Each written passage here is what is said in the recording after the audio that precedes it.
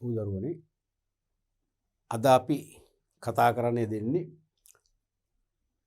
තුන්වන පාඩම් එකකේ පස්වන පාඩම් පරිච්ඡේදයට අදාළ විෂය කරුණු කිහිපයක්. මීට පෙර පරිච්ඡේදය තුලින් පාරිභෝගික ආරක්ෂණය කියන්නේ මොකක්ද? ඉන් පාරිභෝගිකයාට මෙන්ම ව්‍යාපාරිකයට ලැබෙන ප්‍රයෝජන මොනවද කියලා විස්තර කළා. ඊට අමතරව පාරිභෝගික ආරක්ෂණයේ අවශ්‍යතාවය පැහැදිලි කරනු වස් වෙළඳපොළ තුල සිදුවන ව්‍යාපාරික විසමාචාර නැත්නම් ව්‍යාපාරික අපචාර මොනවද කියලා කතා කරා. ඊට අමතරව ඒ ව්‍යාපාරික අපචාර බැහැර කරන්නට රජයේ ගෙන ඇති ක්‍රියාමාර්ග ගැන විශ්ලේෂණයක් කරා. අද අපි තවත් පියවරක් තබනවා. ඒ තමයි පාරිභෝගික ආරක්ෂණයේ මට්ටම් levels of consumer protection. levels of consumer protections. පාරිභෝගික ආරක්ෂණයේ මට්ටම් ගැන කතා කරනවා. දැන් පාරිභෝගිකයාට ආරක්ෂාව සැලසෙන නැත්නම් ආරක්ෂාව සලසා ගත හැකි ප්‍රධාන මට්ටම් තුනක් ක්‍රියාත්මක කරන දරුවෝ. ප්‍රධාන මට්ටම් තුනක්. එකක් තමයි ප්‍රාදේශීය මට්ටමේ ආරක්ෂාව. අනිත් එක ජාතික මට්ටමේ ආරක්ෂාව. අනිත් එක අන්තර්ජාතික මට්ටමේ ආරක්ෂාව. වගේ මට්ටම් තුනක් ක්‍රියාත්මක වෙනවා. ප්‍රාදේශීය මට්ටමේ ආරක්ෂාව කියන්නේ විවිධ ප්‍රදේශවල පාරිභෝගිකයන් විසින් පිහිටුවා ගනු ලබන සංවිධාන ආරක්ෂා ලෙසන ආරක්ෂාව. අද වුණත් වර්තමාන පාරිභෝගික කටයුතු පිළිබඳ අධිකාරී පනතට අනුව consumers organizations පාරිභෝගික සංවිධාන කියලා ඒගොල්ලෝ නම් කරන්නේ පනත පාරිභෝගික සංවිධාන. එදා තිබුණු පාරිභෝගික ආරක්ෂණ සමිතියම තමයි පාරිභෝගික සංවිධාන පිටව ගන්න පුළුවන්. ග්‍රාම සේවක වසමක් පදනම් කරගෙන සෑම ග්‍රාම සේවක වසමකටම එකක් බැගින් පිටව ගන්න පුළුවන්.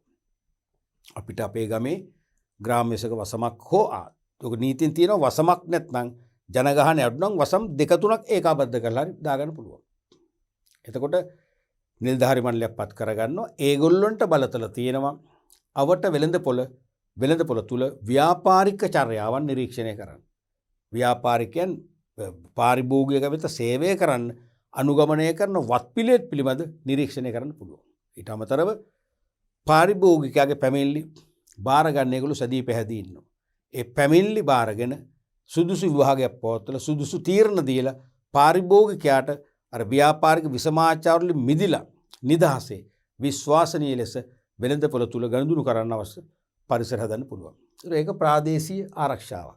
ඒකේ තේරුම දැන් අපි හිතමු නුගේගොඩ ප්‍රදේශයේ ඔබ ජීවත් වෙනවා නම් නුගේගොඩ ප්‍රදේශයේ එක්ග්‍රාම සේවක වසමකට ඔබ මෙවැනි සංවිධානයක් දාගත්තම ඒ සංවිධානයෙන් ඔබට ආරක්ෂාව දෙන්නේ ඔබට පමණයි.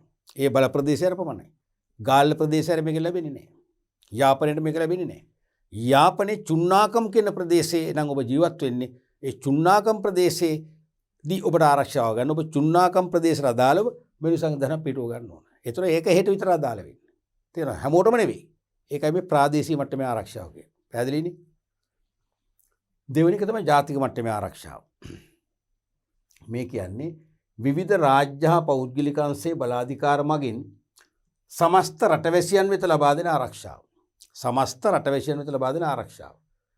උදාහරණ පාරිභෝගික කටයුතු පිළිබඳ අධිකාරිය මගින් සැලසෙන ආරක්ෂාව. මේ කියන්නේ එක්ක රාජ්‍ය අංශයේ වෙන්න පුළුවන්.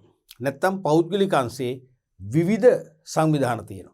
පාරිභෝගික ආරක්ෂණයට හේතුපාට වන නැත්නම් නැඹුරු වන සංවිධාන තියෙනවා. ඒ සංවිධාන වෙතින් සමස්ත රටවැසියන් වෙත සැලසෙන ආරක්ෂාව. දැන් මම උදාහරණයක් වශයෙන් කිව්වා කලින් පාඩම්වලදී 2003 අංක 9 දරන පාරිභෝගික කටයුතු පිළිබඳ අධිකාරී පනතේ 12 වන වගන්තිය අනුව පාරිභෝගික කටයුතු පිළිබඳ අධිකාරියට අසීමිත බලයක් දීලා තියෙනවා. වෙළඳපොලේ අලෙවි කෙරෙන ඕනෑම භාණ්ඩයකට අනිවාර්ය ප්‍රමිතියක් හඳුන්වා දෙන්න. අනිවාර්ය ප්‍රමිතිය නියම කරන්න. වෙන බලතල ඕනේ නැහැ. නීතියම බලතල දීලා තියෙනවා. තේරෙනවද? එතකොට ඒ බලය අනුව අධිකාරිය සලකනවා නම් මෙන්න මේ ආහාර වර්ගය, මෙන්න මේ ඇඳුම් වර්ගය, මෙන්න මේ ලිපි ද්‍රව්‍ය වර්ගය, මෙන්න මේ තීන්ත වර්ගය, මෙන්න මේ කෝඩියල් වර්ගය තුලින් පාරිභෝගිකයාගේ සෞඛ්‍යයට ජන ජීවිතයට පීඩනයක් කියලා පුළුවන් අනිවාර්ය ප්‍රමිතියක් හඳුන්වන්න දෙන්න.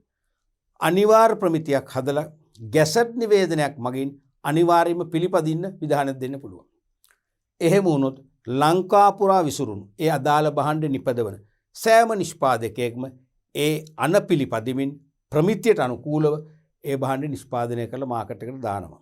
ඒතර හොඳ තත්ත්වයේ සෞඛ්‍ය ආරක්ෂිත භාණ්ඩයක් මාකට් එකට එනවා. එහෙනම් රටේම ජනතාවගේ ආරක්ෂාවකින් සැලසෙනවා. ඒක තමයි ජාතික මට්ටමේ ආරක්ෂාව කියන්නේ. ඒක තමයි ජාතික මට්ටමේ ආරක්ෂාව කියන්නේ. තේරුණානේ? දැන් මධ්‍යම පරිසර අධිකාරිය ජාතික පාරිසරික පනතේ විධිවිධාන අනුව තීරණයක් කරනවා ඇතැම් භාණ්ඩවල ඇසුරුම් සම්බන්ධයෙන්. ඇතැම් භාණ්ඩ ඇසුරුම පරිසරයට හානි කරමින් තාම විනාශකාරීනේ. ඒ ඇසුරුම නැතුව මෙන්න මේ විදිහේ පරිසර හිතකාමී ඇසුරුමක් ඇතුව නිපදවා අලිවි කළ යුතු කියලා ගැසට් නියෝගයක් පළ කරනවා. මොකද වෙන්නේ? ඒ තත්ත්වයට සියලුම නිෂ්පාදකව අනුවර්තන වුණොතින් අන්න පරිසර හිතකාමී භාණ්ඩයක් රටේම ජනතාවට පාවිච්චි කරන්න නැත්නම් භුක්ති විඳින අවස්ථාව ලැබීමෙන් ආරක්ෂාව සැලසෙනවා. එහෙනම් ඒක තමයි ජාතික මට්ටමේ ආරක්ෂාව කියන්නේ. අර වගේ ප්‍රාදේශීය වශයෙන් එක කොටසකට විතරක් නෙවෙයි ලැබෙන්නේ. හැමෝටම ලැබෙනවා. තුන්වෙනි එක තමයි අන්තර්ජාතික මට්ටමේ ආරක්ෂාව. ඒ කියන්නේ ජාත්‍යන්තර පිළිගත් සංවිධානවල ක්‍රියාකාරීත්වය මගින් අන්තර්ජාතික ලෙස පිළිගත් සංවිධානවල කීර්තිමත් සංවිධානවල ක්‍රියාකාරීත්වය මගින් ලෝක ප්‍රජාව වෙතම සලසන ආරක්ෂාව. ලෝකයේ තියෙන විවිධ රටවල මුළු ලෝකෙම පිළිගත් අන්තර්ජාතික සංවිධාන. ඒ සංවිධානවල ඇතැම් ක්‍රියාමාර්ග ලොව පුරා දියත් කිරීම තුළිනුත් විශේෂම ලොව පුරා රාජ්‍ය මට්ටමින් ක්‍රියාවේ දැවීම තුළිනුත් ලෝකයේම වෙසෙන පාරිභෝගිකයන්ට ආරක්ෂාව සැලසෙනවා. ඒක අර වගේ රටකට සීමා වෙන්නේ නැහැ, ලෝකෙටම අදාළයි. ඒක තමයි ජාත්‍යන්තර මට්ටමේ ආරක්ෂාව කියන්නේ. උදාහරණයක් වශයෙන් පාරිභෝගික ජාත්‍යන්තරය නෙදර්ලන්තේ හේග් නුවර මූලස්ථානය කරගත් පාරිභෝගික ජාත්‍යන්තරයේ පාරිභෝගික අයිතිවාසිකම් ප්‍රකාශ කරලා තියෙන ලෝකෙටම හඳුන්වලා දීලා තියෙනවා. ඒ නිසා ලෝකේ සෑම රටකම වගේ අද වෙන විට නීති මගින් ඒ අයිතිවාසිකම් සනාථ කරලා නීතිය පිළිගත් අයිතිවාසිකම් වශයෙන් තහවුරු කරපු නිසා තේරුණාද? ඒ අයිතිවාසිකම් කඩ නොකර තම ව්‍යාපාර කටයුතු පවත්වාගෙන යාමට ව්‍යාපාරිකයෝ පෙළඹිලා තියෙනවා. ඒ නිසා පාරිභෝගිකයන් ආරක්ෂා වෙන කොහෙද? මුළු ලෝකෙම. දැන් තෝරා ගැනීමේ අයිතිවාසිකම, සුවදායක පරිසරයක ජීවත් වීමේ අයිතිවාසිකම, තේරුණාද? සහන සලසා ගැනීමේ අයිතිවාසිකම. මේක ලෝකෙම විවෘතයි. ඇයි? පාරිභෝගික ජාත්‍යන්තරයේ නැමැති අන්තර්ජාතික සුපිරි සංවිධානය මගින් ලෝකෙටම දායාද කරපු නිසා ඒ වරප්‍රසාදයේ මුළු ලෝකෙම පාරිභෝගික ප්‍රජාව විඳිනවා. ඒක තමයි අන්තර්ජාතික මට්ටමේ ආරක්ෂාව කියන්නේ. තව ලෝක සෞඛ්‍ය සංවිධානය. ලෝක සෞඛ්‍ය සංවිධානය මුළු ලෝකෙටම ගැලපෙන ආකාරයෙන් පාවිච්චි කළ හැකි ඖෂධ වර්ග හඳුන්වලා දෙනවා. ඖෂධ පද්ධතිය නියාමනය කරනවා. දැන් බලන්න කොවිඩ් වලට විවිධ රටවල් කොවිඩ් එන්නත් නිර්මාණය කළා.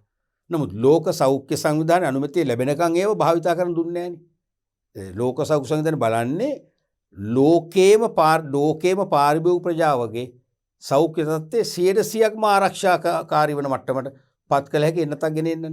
තේරෙනවද? එහෙනම් අන්න ඒ තුලින් මොකද කරේ? ඒ එන්නත් ක්‍රමයේ තුලින් මුළු ලෝකෙම ආරක්ෂා කළා. ඒක තමයි ජාත්‍යන්තර මට්ටමේ ආරක්ෂාව කියන්නේ. තව තියෙනවා ලෝක කම්කරු සංවිධානය. ජාත්‍යන්තර කම්කරු සංවිධානය. International labour organisation.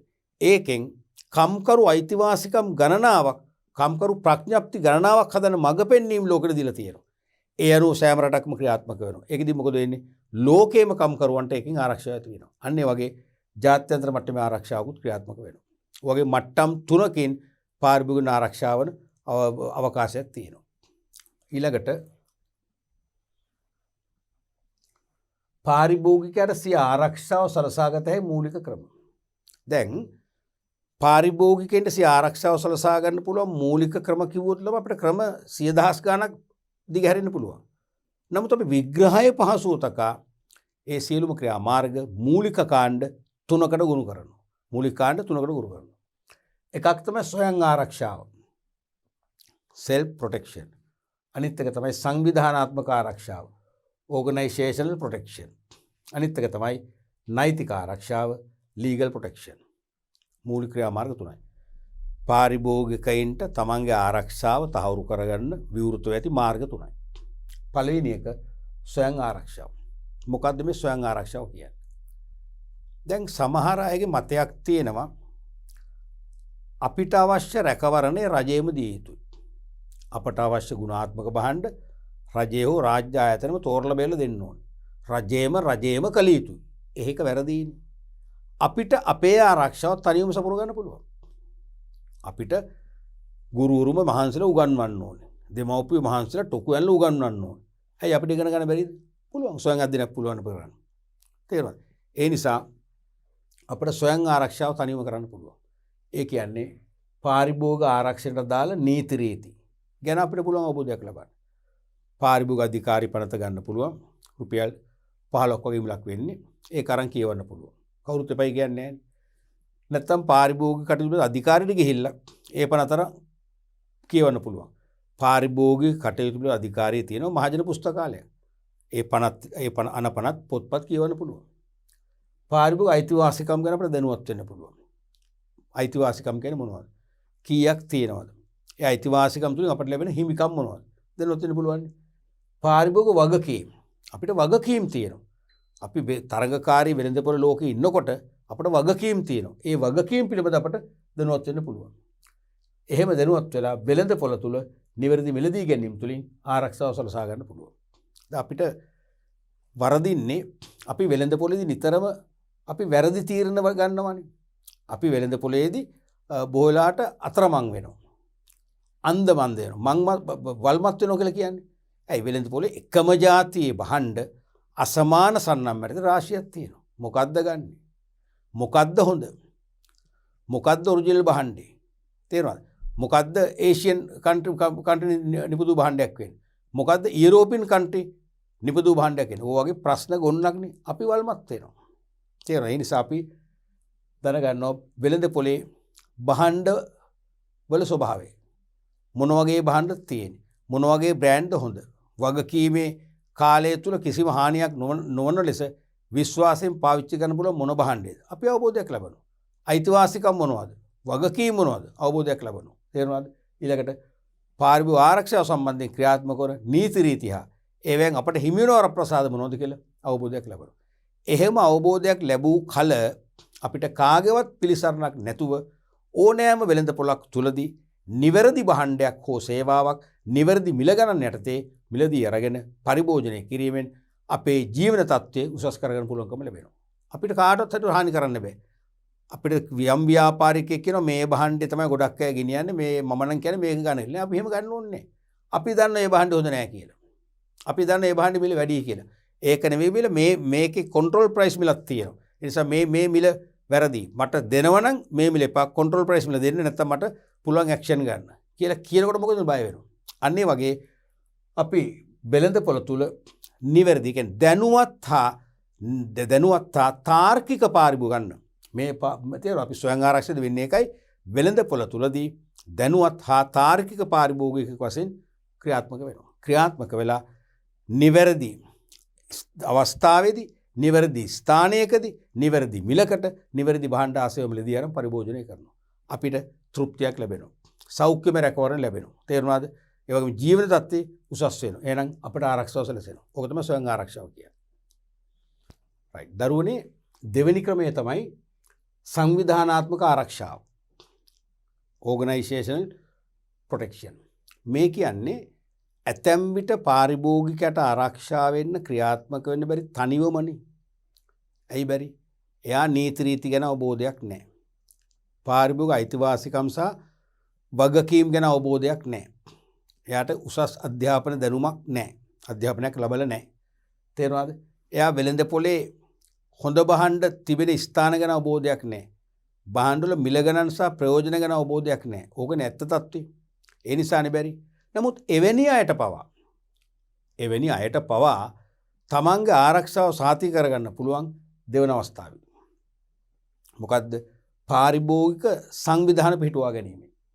පාරිභෝගිකයන් විසින් පිහිටුවා ගන්නා විවිධ සංවිධාන වෙතින් සලසා ගන්න ආරක්ෂාව.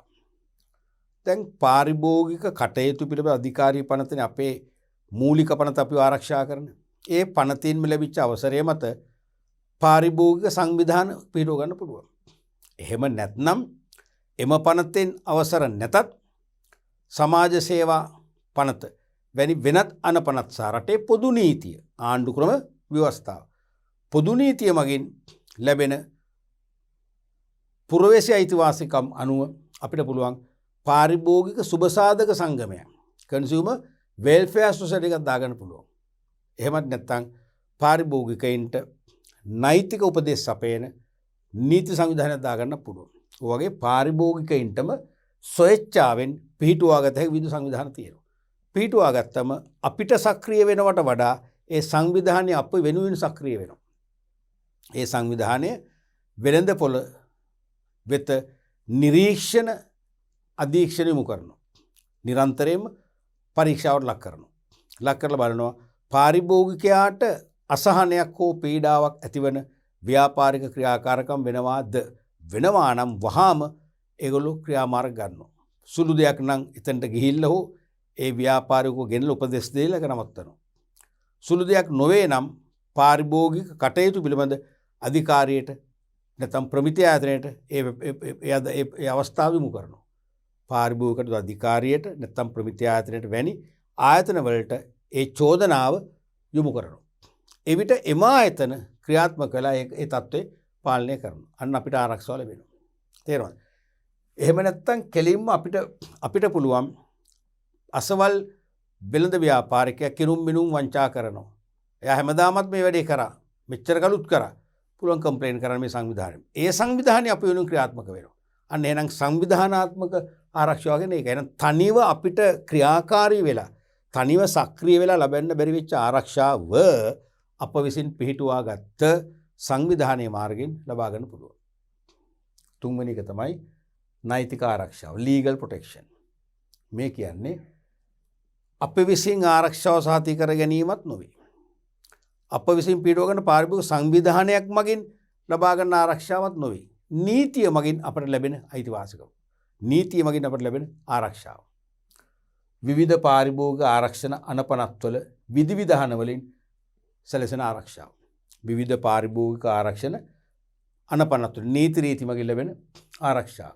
උදාහරණයක් වශයෙන් වෙළඳ විසමාචාරයන්ට එරෙහිව පාරිභෝගික කටයුතු පිළිබඳ අධිකාරියට පැමිණිලි කර සහනයක් ලබා ගැනීම. දැන් වෙළඳ විසමාචාර වෙනවා නම් අපිට පාරිභෝගික කටයුතු පිළිබඳ අධිකාරී පනතෙන් ලැබිච්ච බලය අනුව අපිට පුළුවන් එම අධිකාරියට පැමිණිලි කරන්න. එම අධිකාරිය අනිවාර්යෙන් පැමිණිල්ල විභාග කරලා සුදුසු සහනදායී තීන්දුවක් අපට දීලා මේ ප්‍රශ්නේ විසඳනවා. ඒක තමයි නෛතික ආරක්ෂාව කියන්නේ.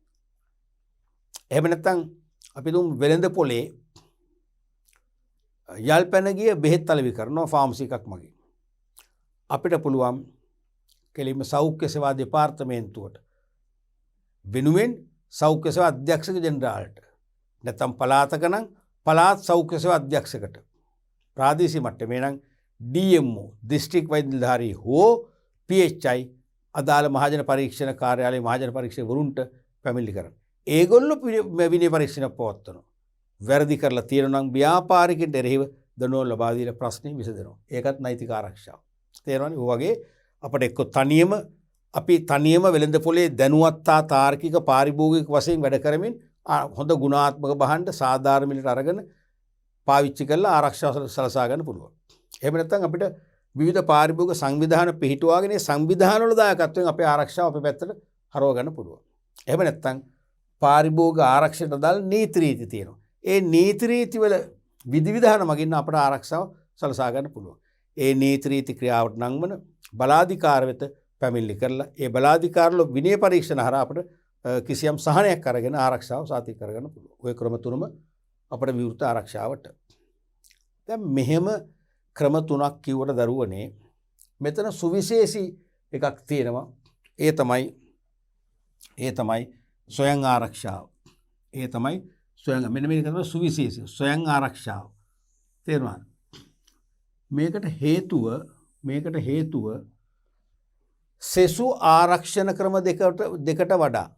සෙසු ආරක්ෂණ ක්‍රම දෙකට වඩා පාරිභෝගිකයාට වඩා වටින්නේ ස්වයං ආරක්ෂාවයි. මේක මෙතෙක් විභාගයට යොමු වෙලා නැහැ. යොමු විය යුතු ප්‍රශ්නයක්. ඔබගේ දැනුම ඇගේීමට ලක් කළ හැකි හොඳ සුවිශේෂී ප්‍රශ්නයක් මේක. මොකද්ද? ස්වයං ආරක්ෂාව, සංවිධානාත්මක ආරක්ෂාව සහ නෛතික ආරක්ෂාව වශයෙන් පාරිභෝගිකයාට වෙළඳ විසමාචාරවලින් මිදිලා ආරක්ෂාව සාතික කර ගැනීමට ප්‍රධාන ක්‍රම 3ක් පවතී. එසේ වුවද සෙසු ආරක්ෂණ ක්‍රමවලට වඩා, කියන්නේ මෙන්න මේ දෙක. සෙසු ආරක්ෂණ ක්‍රමවලට වඩා පාරිභෝගිකයාට වඩා ප්‍රයෝජනවත් වන්නේ, වැදගත් වන්නේ ස්වයං ආරක්ෂාවයි. ඒකට හේතු මොනවද කියලා ප්‍රශ්නයක් එන්න පුළුවන්. මම කියන එක තේරෙනවද? තුනින්ම අපට ආරක්ෂාව ලැබෙනවා. නමුත් මේ යට දෙකට වඩා, එනම් සංවිධානාත්මක නෛතික ආරක්ෂාවට වඩා ස්වයං ආරක්ෂාවට වැදගත් වන්නේ කොහොමද? හේතු කීපයක් නිසා ළමයි. දැන් අපි මේ යටින් කිව්ව අවස්ථා දෙකේදීම අපිට ආරක්ෂාව සලසගන්නේ අපට ඩැමේජ් එකක් වුණාට පස්සේනේ. ප්‍රධාන උත්තරය ඒකනේ. දැන් අපිට අසාධාරණයක් වුණා. බාල භාණ්ඩයක් වික්කා. සල්ලි ඉල්ලුව දුන්නේ නැහැ. කුණු වෙච්ච එළවලු වික්කා. කුණු වෙච්ච මාළු වික්කා. සල්ලි දුන්නේ නැහැ. තේරෙනවද? යල්පනගේ භාණ්ඩයක් අලෙවි කරා. යල්පුණු බෙහෙත් අලෙවි කරා. අපි මෙවැනි තත්ත්වයක් යටතේ අපි අපට හානි වෙලා ඉවරයිනේ. අපි කුණු වෙච්ච මාළු කාලේ ඉවරයි. අසනීප වෙලා ඉවරයි. යල්පිනු බෙහෙත් බීලා ඉවරයි. ලෙඩේ උස්සන්න උනා. නැත්නම් ලෙඩේ එකතරමයි. හානි වෙලා ඉවරයි. තේරෙනවද? නමුත් ස්වයං ආරක්ෂාවේදී වෙන්නේ මොකද්ද? එවැනි හානියක් ඇති වෙන්න පෙරම අපි ආරක්ෂාව සාතික කරගන්න. ඒක තමයි වාසියම. තේරෙනවද? අපි නීති රීති, අයිතිවාසිකම්, වගකීම්, වෙළඳපොළ තත්ත්ව, භාණ්ඩවල ස්වභාවය ගැන මන අවබෝධයක් අරන් තියෙනවා. ඒ නිසා අපි නිවැරදි අවස්ථාවේදී, නිවැරදි ස්ථානයේදී, නිවැරදි මිලදී ගැනීමක් කරලා අපි ජීවන තත්ත්ව සොස් කරගන්නවා. අපි වැය කරන මිලට අවශ්‍ය උපරිම තෘප්තිය අපි ලබා ගන්නවා. නම් අපට හානියක් වෙන්නේ. අපිට බාල භාණ්ඩයක් ලැබුණා කියන මානසික අසහනය නෑ, මානසික පීඩනය නෑ. තේරෙනවද? එහෙනම් මේක වෙන පළවෙනි උත්තරය මොකද්ද? ස්වයං ආරක්ෂාව වඩා වැදගත් වෙන්නේ. ස්වයං ආරක්ෂාව මේවට වඩා වැදගත් වෙන්නේ. ඇයි? පාරිභෝගිකයාට කිසියම් අසහනයක්, පීඩාවක් හෝ අලාභහානියක් සිදුවීමට පෙර එය වළකා ගන්න පුළුවන් නිසා. වළකා ගන්න පුළුවන් නිසා. දෙවැනි එක තමයි ස්වයං ආරක්ෂාවේදී පාරිභෝගිකයාට ඉහළ අගයක්, ඉහළ අභිමානයක් වෙළඳපොළ තුල නැත්නම් ව්‍යාපාර ලෝකෙ තුල ලැබෙනවා. ඇයි හේතුව? ගනුදෙනුකරුවා වෙළඳපොළේදී නිතරම ක්‍රියාශීලී. එයා ප්‍රශ්න කරනවා. එයා කේවල කරනවා. ඇයි මේක මිල? හැමතැනම මේ මිල නේ. ඇයි ඔයාලට විතර මේ මිල වැඩි වෙන්නේ? හේතුව මොකද්ද? මොකද්ද මේ වෙනස හේතුව? ගම් වතුර ආවද? මේ භාණ්ඩ ඉම්පෝට් කරාද? එහෙම දෙයක් නෑනේ. මොකද්ද හේතුව? අපි නිතරම මෙහෙම ක්‍රියාශීලී වෙනකොට ව්‍යාපාරික සමාජය තුළ මතයක් ගොඩනගෙනවා. මූණන් යමක්කමක් දන්නේ එකේ. අඩු ගන්න මූණන් ඇම්ඩික්. එහෙම හරිද? මූණන් ඇම්ඩික්. මූ අපිට තම්බන්න බෑ. ඒකත් ඇති. ඒක අභිමානයක්. ඒතර දන්නවා මෙයා මෝඩෙක් නෙවෙයි. මෙයා මේ නොමගවන්න පුළුවන්, ලේසියෙන් රවට ගන්න පුළුවන් මෝඩ පාරිභෝගිකයෙක් නෙවෙයි. මෙයා දැනුවත් පාරිභෝගිකයෙක්. දැනුවත් තාර්කික පාරිභෝගිකයෙක්. තේරෙනවද? එහෙම අපට අභිමානයක් උදා කරගන්න පුළුවන්. ඒ නිසා අපට ස්වයං ආරක්ෂාව වැදගත් වෙනවා. අනිත් එක අපේ කාලය ඉතුරු වෙනවා. දැන් මේ නෛතික ආරක්ෂාව ගන්න දැන් මම කිව්වේ 2007 දී මට වෙච්ච අසාධාරණ මම පැමිණිලි කරලා 3 පාරක් ගියා. කොළඹ පාක අධිකාරී මුලස්ථානයට. නමුත් අද විදිහට උත්තරයක් නෑ. උත්තර ලබාගත්ත අපි 3ක් 4ක් ගිහිල්ලා. මේකේ වෙන අපේ කාලය ඉතුරු වෙන්නේ. ඇයි? අපිට හානිය වෙන්නේ නෑ. ඩැමේජ් එක වෙන්න පෙර අපි එකකින් ගැලවෙනවා. එහෙනම් අපේ කාලය ඉතුරු වෙනවා. තේරෙනවද? අපේ කාලේ ඉතුරු වෙනවා. අපේ මහන්සිය ඉතුරු වෙනවා. මෙන්න මේ වගේ වාසි නිසා අපිට මේ සෙසු ආරක්ෂණ ක්‍රම දෙකට වඩා වැදගත් වෙන්නේ මොකද්ද? ස්වයං ආරක්ෂාවයි. සෙසු ආරක්ෂණ ක්‍රම දෙකට වඩා වැදගත් වෙන්නේ ස්වයං ආරක්ෂාවයි. පැහැදිලිනේ? ඊළඟට බලමු පාරිභෝගික අයිතිවාසිකම්. ඔන්න අපේ විෂය නිර්දේශයේ මෙම එකකයේ තුල එන වටිනාම පාඩම් කොටසක්. මොකද නිරන්තරයෙන්ම සෑම අවුරුද්දකම වාගේ අවුරුදු 10 ගත්තොත් 10 මහල නැහැ. 10න් අවම 8ක අහනවමයි. සෑම අවුරුද්දකම වාගේ එක ප්‍රශ්නයක් හරි ව්‍යුහගත හෝ වාස්තවික ප්‍රශ්නයක් වශයෙන් හරි අපිට යමුණු එක ගත්තා මේ rights of consumers පාරිභෝගික අයිතිවාසිකම්. මුලින්ම ගුරුවත් පොතේවත් කොහෙවත් නිර්වචනයක් දීලා නැහැ. නමුත් අපි නිර්වචනයක් ගොඩනගමු. මොකද්ද මේ අයිතිවාසිකම් කියන්නේ? අයිතිවාසිකම් කියන්නේ රයිට්ස් කියන්නේ. රයිට්ස් කියන අයිතිවාසිකම් කියලා හරියන්නේ නැහැ නේ. අයිතිවාසිකම් කියන්නේ රයිට්ස්, රයිට්ස් කියන්නේ අයිතිවාසිකම්. එහෙම කියලා හරියන්නේ මොකද්ද මේකේ තේරුම? හදිස්සි ඇහුවොත් එහෙම විභාගෙට අපිට එපයි කියන්න බෑ. ගුරුවත් පොතේ තිබ්බේ නැහැ, ටීචර් ඉගෙනුවේ නැහැ කියලා අපිට බේර ගන්න බෑනේ. තේරුණාද? අපිට පුළුවන් වෙන්න මොකද පාරිභෝගික අයිතිවාසිකම් ගැන අහනවා නම් අයිතිවාසිකම් යනු කියලා ඇහුවොත් ඒක ලියන්න පුළුවන් වෙනවා. තේරුණාද මගේ තර්කය? අපි එතන ඉන්න ඕනේ. අපි ගුරුවත් පොතට සීමා වෙලා ගුරුවත් පොතේ නැහැ කියලා මේකට අපි එහෙම බෑ. අපි මේ විෂය කරුණු සමස්තයක් වශයෙන් පරිපූර්ණව හදාරන්න ඕන. අයිතිවාසිකම් කියන දරුවනේ හිමිකම්. යම් පුද්ගලයෙකුට ක්‍රියාවේ යෙදවීමට ලැබෙන හිමිකමක් තමයි අයිතිවාසිකම කියන්නේ. තේරුණාද? පාරිභෝගික අයිතිවාසිකමක් කියන්නේ පාරිභෝගිකයෙක් වශයෙන් වෙළඳපොළ තුල ක්‍රියාවට නැගීමට ඇති බලයක් නැත්නම් හිමිකමක් නැත්නම් හිමිකම් හෝ බලය කියලා කාරණා සමූහයක්. පාරිභෝගිකයෙක් වශයෙන් වෙළඳපොළ තුල ක්‍රියාකාරීව කටයුතු කිරීමට ලැබෙන හිමිකම් සමූහයක් තමයි හිමිකම් සමූහයක් තමයි පාරිභෝගික අයිතිවාසිකම් කියන්නේ. තේරුණාද? හිමිකම් සමූහයක්.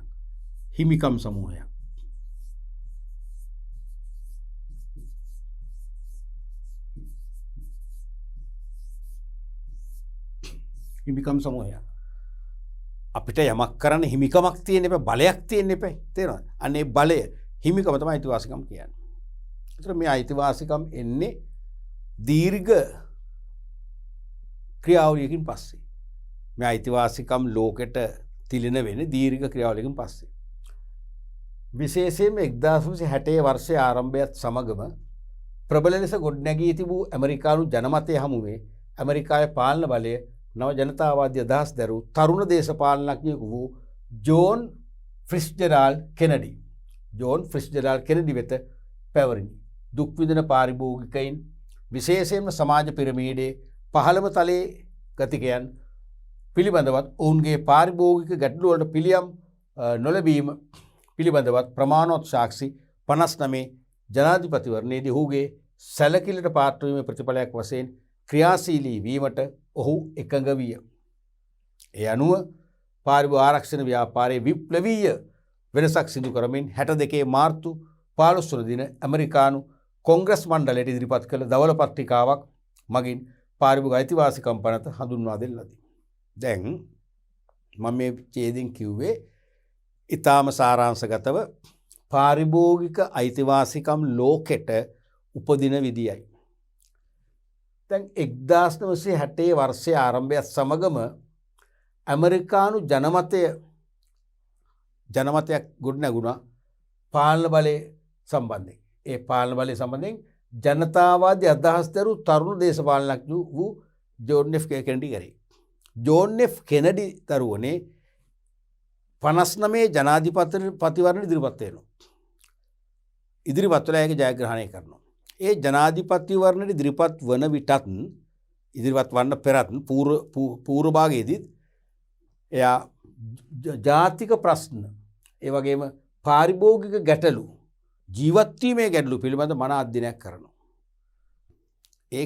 මේ කියනකොට එයාගේ පෞද්ගලික ජීවිතයට චුට්ටක් හරි අපි එබිකම් කරලා බලන්නම වෙන එකේ මග හරින්නම බෑ.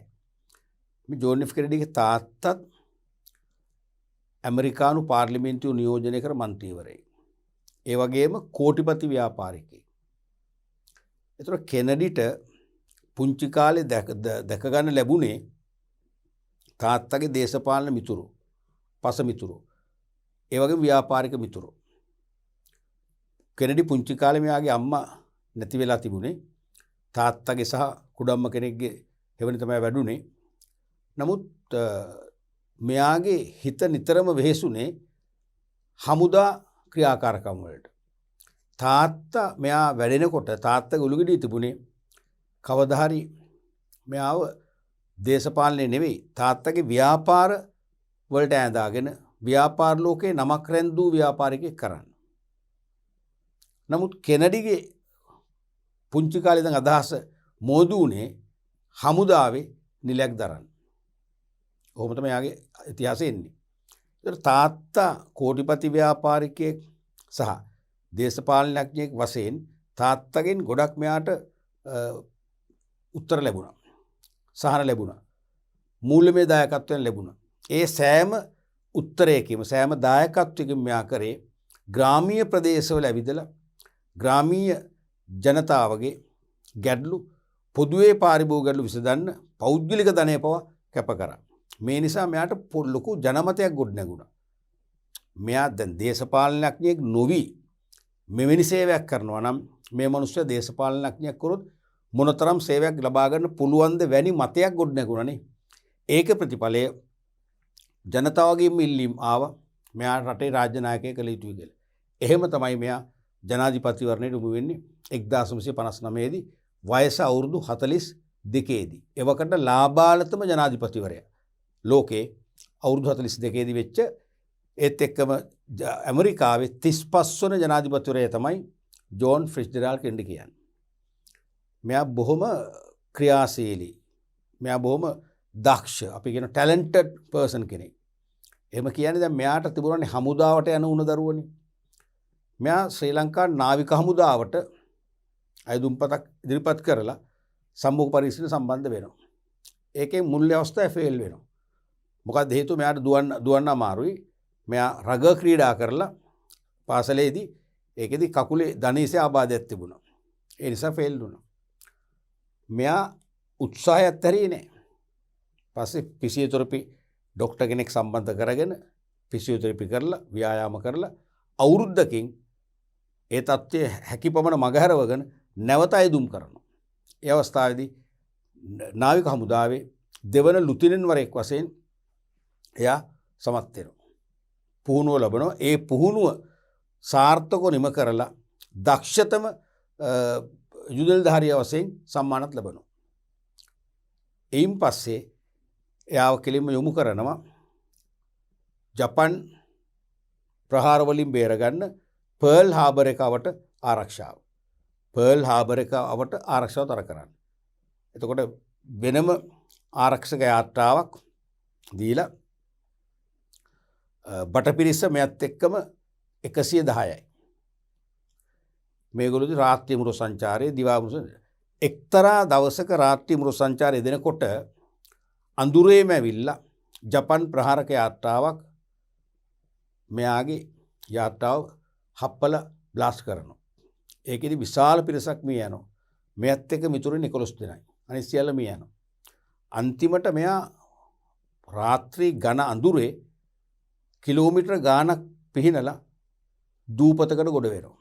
නිකන් නෙවෙයි බරපතල තුවාල ලැබූ තමන්ගේ යුද සංගයකුත් එයාගේ ජීවිතාරක්ෂක බාය එල්ලගෙන දුෂ්කර ක්‍රියාවක් කරලා පැය ගානකට පස්සේ දූපතකට යන වඳුරෙම ගිහිල්ලා ඒ තමන්ගේ වෙඩි වෙදුණු සංගයාට මූලික ප්‍රතිකාර කරමින් එයාගේ එක රේඩියෝ යන්ත්‍රයක් වැඩ කරනවා. ඒකෙන් සම්බන්ධය ඇති කරගෙන ඒගොල්ලන්ගේ ගුවන් හමුදාවේ නිලධාරීන් පාන්දර නැත්නම් එළිවෙන යාමේදී ඇවිල්ලා මේගොල්ලෝ අරගෙන යනවා. එහෙම තමයි මුලින් ජීවිත බේරෙන්නේ. ඒත් එහෙම බේරගන්න මේගොල්ලෝ පුදුම සටනක් කළේ. රාත්‍රී පීනලා අරයට ප්‍රතිකාර කරලා තේරෙනවද? ඊට පස්සේ මෙයා සුවපත් වෙලා නැවත මෙයාට කියනවා ඔයා කාර්යාලීය රාජකාරියකට දාන්නම් කියලා. මෙයා කියන්නේ නෑ. මට ඕනේ යුද පෙරමුණට යන්න. නැවත මෙයා එනවා යුද පෙරමුණට. එන්නේ කුඩා යාත්‍රාවකින්. ටොරිඩෝ කියන යාත්‍රාව. ටොරිඩෝ කියන කුඩා යාත්‍රාවක ඒකේ 50 ඉන්න පුළුවන් ක්‍රූ එක. ඒකෙන් සේවය කරද්දි මාසයක් විතර යනකොට තේරෙනවා මෙයාට යම් යම් කායික දුබලතා ඇති වෙනවා. පස්සේ මෙයා කාර්යාලීය රාජකාරියට අකමැත්ත නිසා මෙයා ඉල්ලාස් වෙනවා. එහෙම තමයි යුද මානසිකත්වය මෙයා අවසන් කරගන්නේ. ඊට පස්සේ මෙයාට තාත්තගේ දේශපාලන උණ මෙයාට නැවත ඇති වෙනවා. ඇති වෙලා තමයි මෙයා මේ ජනාධිපතිට එන්නේ. එයා ජනාධිපති වූසනින් වෙච්ච පොරොන්දු මැතිවරණ පොරොන්දු එකින් එක ඉෂ්ට කරන්න ගත්ත මානව හිතවාදී නායකයෙක් බවට පත් වුණා. තේරුණානේ? එතකොට එතෙක් ඇමරිකාවේ හෝ ලෝකේ වෙනත් ප්‍රබල රාජ්‍ය හෝ අවශේෂ රාජ්‍යයක පාරිභෝගිකයෙක් ආරක්ෂා විය යුත්තේ කිනම් පදනමක් හෝ මූලයක් හෝ සාධක වලින් දැයි හඳුනාගෙන නොතිබුණි. මෙම දවල පත්‍රිකාවෙන් මුල් වරට පාරිභෝගික අයිතීන් 4ක් අවධාරණය කර හඳුන්වා දුන් අතර යහපත් පාරිභෝගික ආරක්ෂණයක් සඳහා එකී අයිතිවාසිකම් නීතියෙන් තහවුරු වී තිබව පෙන්වා දෙන ලදී.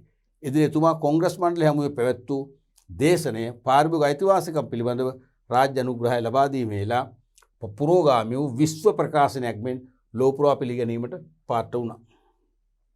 දැන් මේ ජෝන් එෆ් කෙනඩි මහත්මයා ජනාධිපතිවරණයේ දිනලා 62 මාර්තු මාසේ 15 වෙනිදා 62 මාර්තු මාසේ 15 වෙනිදා පාරිභෝගික අයිතිවාසිකම් පනත සම්මත කරලා ලෝකය අවදි කළා පාරිභෝගික ආරක්ෂණය සඳහා. තේරුණාද? එතෙක් වෙනත් කිසිම රාජ්‍යයක පාරිභෝගික ආරක්ෂා විය යුත්තේ කිනම් පදනමක් තුලින්ද? කොහොමද ආරක්ෂා කළ යුත්තේ? මොන වගේ විධිවිධාන ප්‍රතිපාදන ක්‍රියාත්මක විය යුතුද කියලා මතවාදයක් තිබුණේ නැහැ. එහෙනම් ලෝකෙට පාරිභෝගික ආරක්ෂා කළ යුතුයි. ඒ සඳහා මෙන්න මේවැනි වැඩපිළිවෙලක් ක්‍රියාත්මක කළ යුතුයි කියලා මතවාදයක් හඳුන්වා දෙන්නේ ප්‍රථම අවතාර ජෝන් එෆ් කෙනඩි. ඒ පාරිභෝගික අයිතිවාසිකම් 4ක් එයා මූලිකව හඳුන්වලා දුන්නා. අයිතිවාසිකම් පනත සම්මත කර 62 මාර්තු 15 පාරිභෝගික අයිතිවාසිකම් 4ක්. ආරක්ෂාව සලසා ගැනීම, තොරතුරු දැන ගැනීම, සවන් යොමු කරවා ගැනීම ආදී වශයෙන් අයිතිවාසිකම් 4ක්. මෙන්න මේ අයිතිවාසිකම් 4 හඳුන්වා දෙමින් එයා ඓතිහාසික දේශනයක් කරා කොංග්‍රස් මණ්ඩලය හමුවේ. තේරුණාද? ඒ කොංග්‍රස් මණ්ඩලයේ දේශනය කරන්න පෙරම තමන්ගෙම පක්ෂයේ ඉන්න මන්ත්‍රීවරු කතිකා කරගත්ත මෙයාගේ මේ යෝජනාව මේ අයිතිවාසිකම් පනත පරද්දන්න. මොකද හේතුව විශාල ව්‍යාපාරික ප්‍රජාවක් තම දේශපාලන මන්ත්‍රීවරුන්ගේ මිත්‍රයෝ. මේ අයිතිවාසිකම් පනතින් ව්‍යාපාරිකයන්ට හිරිහැරයක් වෙයි කියලා, ව්‍යාපාරිකයන්ගේ ව්‍යාපාර නිදහස නැති වෙයි කියලා ඒගොල්ලන්ට සහයෝගයක් වශයෙන් කතා කරගත්තා මේක පරද්දන්න. එනමුදු මේ කෙනඩිතුමා මේ අයිතිවාසිකම් පනත හඳුන්වලා දීලා පැය 3:00මාරක් වැනි දීර්ඝ දේශනයක් එවකට. අද නම් ඉතින් ඕක නැතින්නේ. එවකට දීර්ඝ දේශනයක් කරලා අයිතිවාසිකම් පනත පිළිබඳ අවබෝධය ලබා දුන්නා. තේරෙනවද? ඒ දීර්ඝ දේශනයේ අවසානයේ විශ්ව ප්‍රකාශනයක් මෙන් ලෝකේ පුරා පිළිගැනීමට පාත්‍ර වුණා. විශ්ව ප්‍රකාශනය.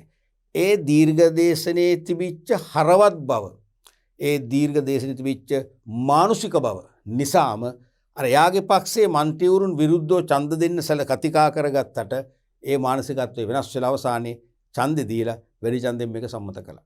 සම්මත කරේ 62 අවුරුද්දේ මාර්තු මාසේ 15 වෙනිදා. එතකොට මේ අයිතිවාසිකම් පනත සම්මත කිරීමත් සමග තමයි ලෝකය පාරිභෝගික ආරක්ෂා කළ යුතුයි කියන මානසිකත්වයෙන් ඇසෙන්න පටන් ගත්තේ. ව්‍යාපාරික ප්‍රජාව පවා ව්‍යාපාරික විසමාචාර වලින් ඈත් වෙලා පාරිභෝගික ආරක්ෂා කළ යුතුයි කියන මානසිකත්වයට එන්නේ මේ අයිතිවාසිකම් පනත මගින්. කොටින්ම කියනනම් අද ලොව පුරා පාරිභෝගික ආරක්ෂණය සම්බන්ධ රැල්ලක් ක්‍රියාත්මක වෙනවා නම් ඒ රැල්ලේ ආරම්භක වෙඩිමුරේ පැවැත්වුවේ ජෝන් එෆ් කෙනඩිතුමා. ලෝකය අවදි කළේ ජෝන් එෆ් කෙනඩිතුමා. ඒ නිසාම එයාට උපහාරයක් වශයෙන් පාරිභෝගික ජාත්‍යන්තරයේ නෙදර්ලන්තයේ පිහිටි පාරිභෝගික ජාත්‍යන්තර නැමැති මූල ආයතනය, අන්තර්ජාතික ආයතනය වාර්ෂිකව ලෝක පාරිභෝගික දිනයක් සමරනවා. ඒක විභාගයට කීප සැරයක්ම ඇහුවා. ඒ ලෝක පාරිභෝගික දිනය වශයෙන් ප්‍රකාශයට පත් කළේ ජෝන් එෆ් කෙනඩි විසින් පාරිභෝගික අයිතිවාසිකම් පනත සම්මත කරගත් දවස ඓතිහාසික දේශනය ඇමරිකාවේ පාර්ලිමේන්තුවේ ප්‍රකාශ කරලා ලෝකෙම අවදි කළ දවස වශයෙන් 62 මාර්තු මාසේ 15 වෙනිදානේ. ඒ නිසා සෑම අවුරුද්දකම මාර්තු මාසේ 15 වෙනිදා තමයි ලෝක පාරිභෝගික දිනය වශයෙන් සමරන්නේ. තේරුණානේ? එතකොට තවත් අසාමාන්‍ය සිද්ධියක් වෙනවා. සාමාන්‍ය ලෝකේ ලෝක සාමයට හෝ ලෝක ජනතාවගේ උන්නතිය වෙනුවෙන් තම රටවැසියන්ගේ සුභසිද්ධිය වෙනුවෙන් ක්‍රියාකාරී වන යහපත් දේශපාලනඥයන්ට වැඩි ආයුෂ නැහැ. බොහෝ වෙලාවට සාහසික ප්‍රහාර වලින් මිය ගිහිලා තියෙන ඉතිහාසෙම ගත්තත් ඉන්දියාවේ මහත්මා ගාන්ධිත් එහෙමයි. සාහසික වෙඩි ප්‍රහාරකින් මිය ගියා. අපේ රටේ බණ්ඩාරනායක මහත්මයාත් එහෙමයි. මොහුටත් ඒක තත්ත්වයට උදා වුණේ මොහු වයස අවුරුදු 46 දී 42 දී ජනාධිපති වෙනවා. මොකද 1917 තමයි මෙයාගේ උත්පත්තිය. වයස අවුරුදු 42 කියන්නේ 59 දී 42යි ජනාධිපති වෙනවා.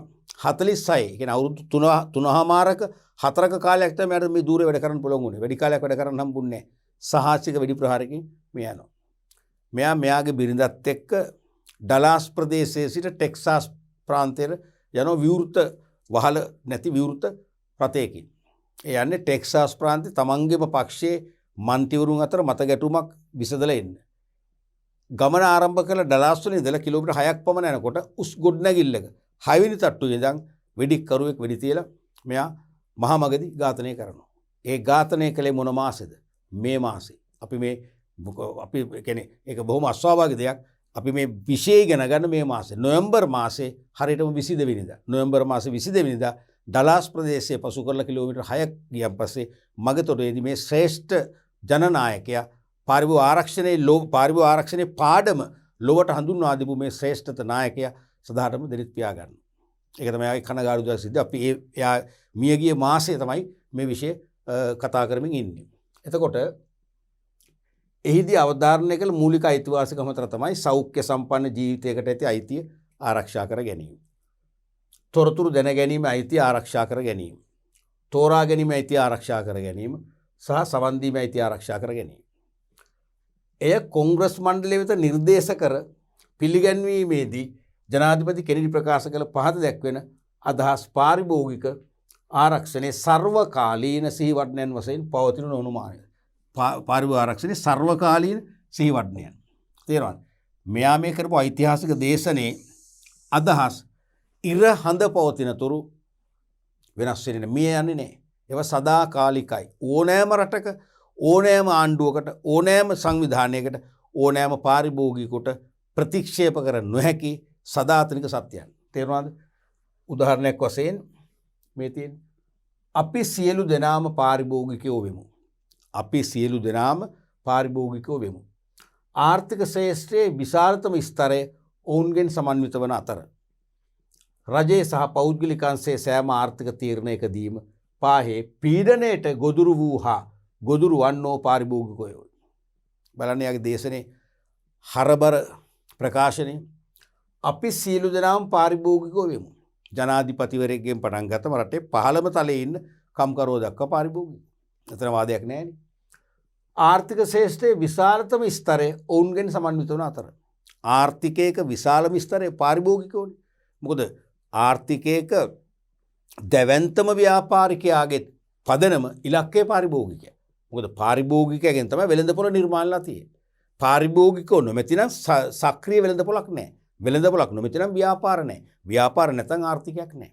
ඒකයි මේ විශාලතම ස්තරය කියන්නේ. වන අතර රජයේ සහ පෞද්ගලික අංශයේ සෑම ආර්ථික තීරණයකදීම පාහේ පීඩනයට ගොදුරු වූ හා ගොදුරු වන්නෝ පාරිභෝගිකයෝ තමයි. රාජ්‍ය අංශයේ වේවා නැත්නම් ආණ්ඩුවේ වේවා එක්ක පෞද්ගලික අංශයේ වේවා ඕනෑම ආර්ථික තීරණයකදී හොඳ වෙන්නේ නරක වෙන්නේ පාරිභෝගිකයා තමයි. විශේෂයෙන් පීඩාවට පත් උනේ පාරිභෝගිකයයි. එදා අද පීඩාවට පත් වෙන්නේ පාරිභෝගිකයයි. දැන් ලංකාව බලන්න ලංකාව වර්තමාන රජය ගන්න ඇතැම් තීරණ මත පොහොර කතන්දරේ දැන් දන්නවනේ ලෝකේ ලංකාවමනේ තීරණ මත පීඩාවට පත් උනේ කවුද? ගොවියා කියන පාරිභෝගිකයා. හරියටම හරිය මේ ප්‍රකාශනේ. පාරිභෝගිකයාට අඩු ප්‍රමිති වලින් යුත් භාණ්ඩ ඉදිරිපත් කරන්නේ නම්ද? කියන්නේ අඩු ප්‍රමිති කියන්නේ ගුණත්වයෙන් අඩු භාණ්ඩ. මිල ගණන් ඉතා අධික වන්නේද? ඉහළ මිලකට අලෙවි කරනවා නම් ඖෂධ වර්ග අනාරක්ෂිත හෝ වැදගත්මක් නැති තත්ත්වයෙන් යුක්ත වන්නේද? ඖෂධ වර්ග අනාරක්ෂිතයි. සුරක්ෂිත නැහැ. වැදගත්මක් නැහැ. ඒව බිව්ව කියලා ප්‍රතිඵලයක් නැහැ. දැනුවත් පාරිභෝගිකයෙක් වශයෙන් ඔහුට තෝරා ගැනීමේ අවස්ථාව නොලැබෙන්නේද? එවිට ඔවුන්ගේ මුදල, ඒ කියන්නේ ඒගොල්ලන්ගේ ඩොලරය අපතේනු ඇත. ඔහුගේ සෞඛ්‍ය හා ආරක්ෂාවට තර්ජනයක් ඇති වේ. එසේම ජාතික අපේක්ෂා භංගත්වයට පත් වේ. පැහැදිලිනේ? ගුණාත්මක භාණ්ඩයක් ලබන්න බැරි නම්, උසස් තත්ත්වයේ ඖෂධ ටිකක් ලබා ගන්න බැරි නම්, මිල ගණන් ඉතා අධික නම්, දැනුවත් හා තාර්කික පාරිභෝගිකයෙක් වශයෙන් තමන්ගේ කැමැත්ත පරිදි තෝරා ගන්න බැරි නම් අනිවාර්යයෙන්ම ඒ පාරිභෝගය වැය කරන මුදල නැත්නම් ඩොලරේ අපතේ යනවා. ඒ වගේම ඔහු ජාතික අපේක්ෂා භංගත්වයට පත් වෙනවා. ඒ රට තුල ජීවත් වෙනවද නැද්ද? මම රට හැර යනවද නැද්ද? මම මේ රටේ ඉක්මනින් මිය යනවද නැද්ද කියලා අපේක්ෂා භංගත්වයට පත් වෙනවා. හරියටම හරිය මේ ප්‍රකාශ ටික තේරුණාද? ඔය වගේ වැදගත් ප්‍රකාශ කීපයක් මෙයා කරා. මෙම ඓතිහාසික පනත පැනවීමෙන් පසු යුරෝපා රටවල්ද වෙනත් රටවල්ද සිය පාරිභෝගික ජනතාවගේ සුවසත සඳහා නීති සම්පාදනයටත් පවතින නීති සංශෝධනය කිරීමටත් උනන්දු අතර එතෙක් පාරිභෝගිකයා සහ පාරිභෝගිකයාගේ සංවිධාන පිළිබඳව අවඥා සහගත දෘෂ්ටියකින් කටයුතු කළ ව්‍යාපාරික ශ්‍රේෂ්ඨය වඩාත් සැලකිල්ලෙන් සිය කටයුතු මෙහෙයවීමට අධිෂ්ඨානය කරගන්නා ලදී. තේරුණානේ? මේ ඓතිහාසික පනත පැනවීමෙන් පස්සේ තමයි යුරෝපීය රටවල් වගේම වෙනත් සියලු රටවල් සිය පාරිභෝගික ජනතාවගේ සුභසිද්ධිය වෙනුවෙන් නීති සම්පාදනය කරන්නත් පවතින නීති අලුත් කරන්නත් උනන්දු වුණේ. ඒ අතරම එතෙක් පාරිභෝගිකයා කෙරෙහි පාරිභෝගිකයා තමන්ගේ ආරක්ෂාව සඳහා පිළිපදගත් සංවිධාන කෙරෙහි අවඥා සහගතව නොසලකිල්ලෙන් තමයි ව්‍යාපාරික ප්‍රජා බැලුවේ. එවැනි ව්‍යාපාරික ප්‍රජාව ඒ පාරිභෝගිකයා සහ ඒ සංවිධාන සම්බන්ධයෙන් උපේක්ෂා සහගතව සැලකිල්ලෙන් යුතුව අවධානය යොමු කරන්න ගත්තෙත් මෙන්න මේ පාරිභෝගික ආරක්ෂණ පනත සම්මත කරලා ලෝකය පාරිභෝගික ආරක්ෂණය සම්බන්ධයෙන් අවදි කළාට පස්සේ. එසේම රාජ්‍ය සංවිධාන, රාජ්‍ය නොවන සංවිධාන, ජගත් සංවිධාන හා කලාපීය සංවිධාන පවා මෙවින් නව ජීවයක් ලැබූ ලෙසකින් පාරිභෝගික අයිතිවාසිකම් පිළිබඳ දැඩි සැලකිල්ලකින් කටයුතු කිරීමට පෙළඹවීමක් ඇති විය. මෙම වකවානු තුළ විශේෂයෙන්ම පාරිභෝගික ජනතා ව්‍යාපාර රාශියක් ලොව බිහි වූ අතර එතෙක් ආරම්භ වී තිබූ සංවිධාන වඩාත් ක්‍රියාශීලීව අසාධාරණට එරෙහිව සටනට පිවිසුනා කියන එක කියන්නේ. ඒ කියන්නේ මේ සමගම ඇතිවෙච්ච පාරිභෝගික ආරක්ෂණයේ අවධියත් සමගම ලෝකයේ තුල පාරිභෝගික අයිතිවාසිකම් පිළිබඳව දැඩි සැලකිල්ලක් දක්වන්න ගත්තා. ඒ සඳහා අලුත් සංවිධාන බිහි වුණා. පැවති සංවිධාන තව තවත් මේ සඳහා යොමු වීමක් නැඹුරු වීමක් උනායි කියලයි මෙන් අදහස් කරන්නේ. ඊළඟට විශේෂයෙන් 60 වර්ෂයේදී නෙදර්ලන්තයේ හේග් නුවර ආරම්භ වූ ජගත් පාරිභෝගික සංවිධානයේ හෙවත් පාරිභෝගික ජාත්‍යන්තරය මෙම සටනේ පුරෝගාමීත්වයේ දරමින් ලෝක පාරිභෝගික ප්‍රජාව අවදි කිරීමටත් පාරිභෝගික සටනේ ගිනිසිලුව දැල්වෙමින් තැබීමටත් අප්‍රතිහත ධෛර්යයෙන් කටයුතු කරමි. දැන් 1960 වර්ෂයේදී ආරම්භ කරා පාරිභෝගික සමිති පිළිබඳ ජාත්‍යන්තර සම්මේලනයක සංවිධානය. දැන් ලෝකයේ විවිධ රටවල පාරිභෝගික සංවිධාන තිබුණා. තිබුණට ඒවා ටික අර සුදුවලි වගේ ප්‍රබල නැහැ, ක්‍රියාශීලී නැහැ. දැනෙන යමක් වෙළඳපොළ වෙනුවෙන් වෙළඳපොළ තුල කළේ නැහැ. තේරුණාද? එවැනි සංවිධානවල මව් ආයතනෙ තමයි 60 දී ආරම්භ කරේ නෙදර්ලන්තයේ හේග් නුවර පාරිභෝගික සමිති පිළිබඳ අන්තර්ජාතික සම්මේලනය නමින්. පසු කාලීනව 1995 දී තමයි මේක මේ අලුත් නම ආවේ පාරිභෝගික ජාත්‍යන්තරය කියලා. තේරුණාද? ඒ සංවිධානයේ පවා, ඒ අන්තර්ජාතික සංවිධානයේ පවා අර සුදුවලියෙක් වගේ තමයි වැඩ කළේ. ලෝක පාරිභෝගික ප්‍රජාව ආරක්ෂා කරන්න දැඩි බලපෑමක් කරන්න හැකියාවක් ලැබුණේ නැහැ. නමුත් මේ පනත සම්මත කරලා පාරිභෝගික අයිතිවාසිකම් ලෝකෙට ගෙනල්ලා කෙනෙඩිතුමා ලෝකෙ අවදි කිරීමත් සමගම මේ ජාත්‍යන්තර සංවිධානයටත් මොකද වෙන්නේ? විශාල ශක්තියක් ලැබුණා. ඒ නිසා මේ වන විට ලෝක පාරිභෝගික ප්‍රජාව අවදි කිරීමටත් පාරිභෝගික සටනේ ගිනිසිලුව දැල්වීමටත් අප්‍රතිහත ධෛර්යයෙන් ක්‍රියා කරන අන්තර්ජාතික ආයතනය වශයෙන් මේකටත් නවජීවයක් ලැබිලා තියෙනවා. කෙසේ වෙතත් 62 දී ජෝන් කෙනෙඩි විසින් ප්‍රකාශයට පත් කළ පාරිභෝගික අයිතිවාසිකම් හතරට අමතරව එක්සත් ජාතීන්ගේ සංවිධානයේ අනුමැතිය ඇතිව පාරිභෝගික ජාත්‍යන්තරය මගින් පාරිභෝගික අයිතිවාසිකම් මටක් ප්‍රකාශයට පත් කර ඇත.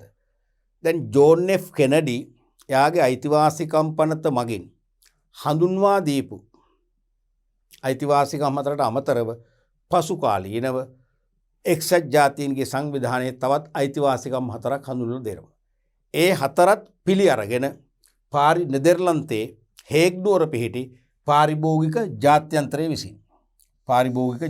විසින් ඒ හතරත් එක්ක දැන් සමස්ත වශයෙන් පාරිභෝගික අයිතිවාසිකම් 8ක් ලෝකයට හඳුන්වලා දීලා තියෙනවා.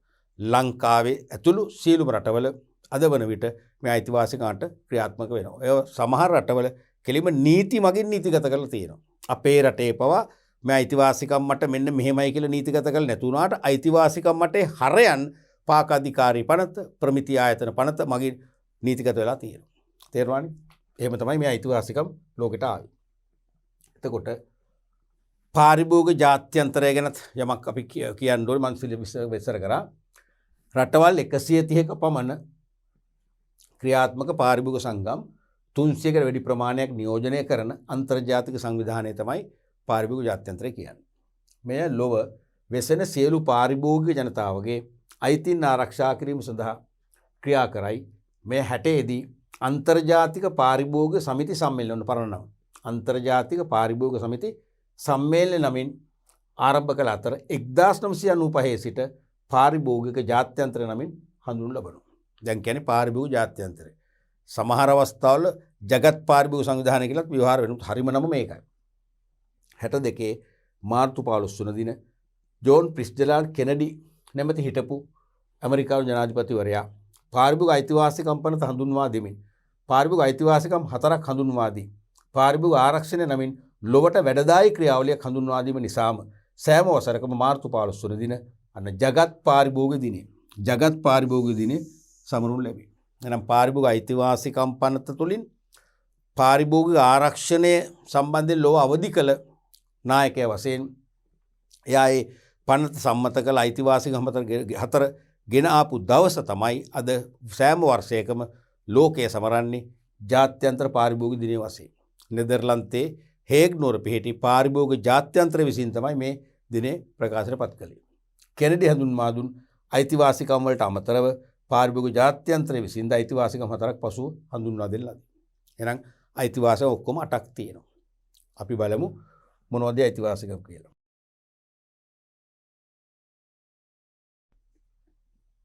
පාරිභෝගික අයිතිවාසිකම් විග්‍රහ කිරීම. ඒ අර්ථේ කෙනඩි හඳුන්වා දුන් අයිතිවාසිකම් අපි වෙනම හඳුන ගන්නවා. මොකද විභාගයට ඒක අහනවනේ. කීප අවස්ථාවක දැහුවක් MCQ ප්‍රශ්න වලට දීලා පොදු අයිතිවාසිකම් කලවම් කරලා උත්තර 5 දීලා 5 සඳහන් අයිතිවාසිකම් අතුරෙන් ජෝන් F කෙනඩි හඳුන්වා දුන් අයිතිවාසිකම් ඇතුළත් නිවැරදි පිළිතුර තෝරන්න. ඒ නිසා අපි කෙනඩිගේ අයිතිවාසිකම් අතර තේරුම් ගන්නට ඕනේ.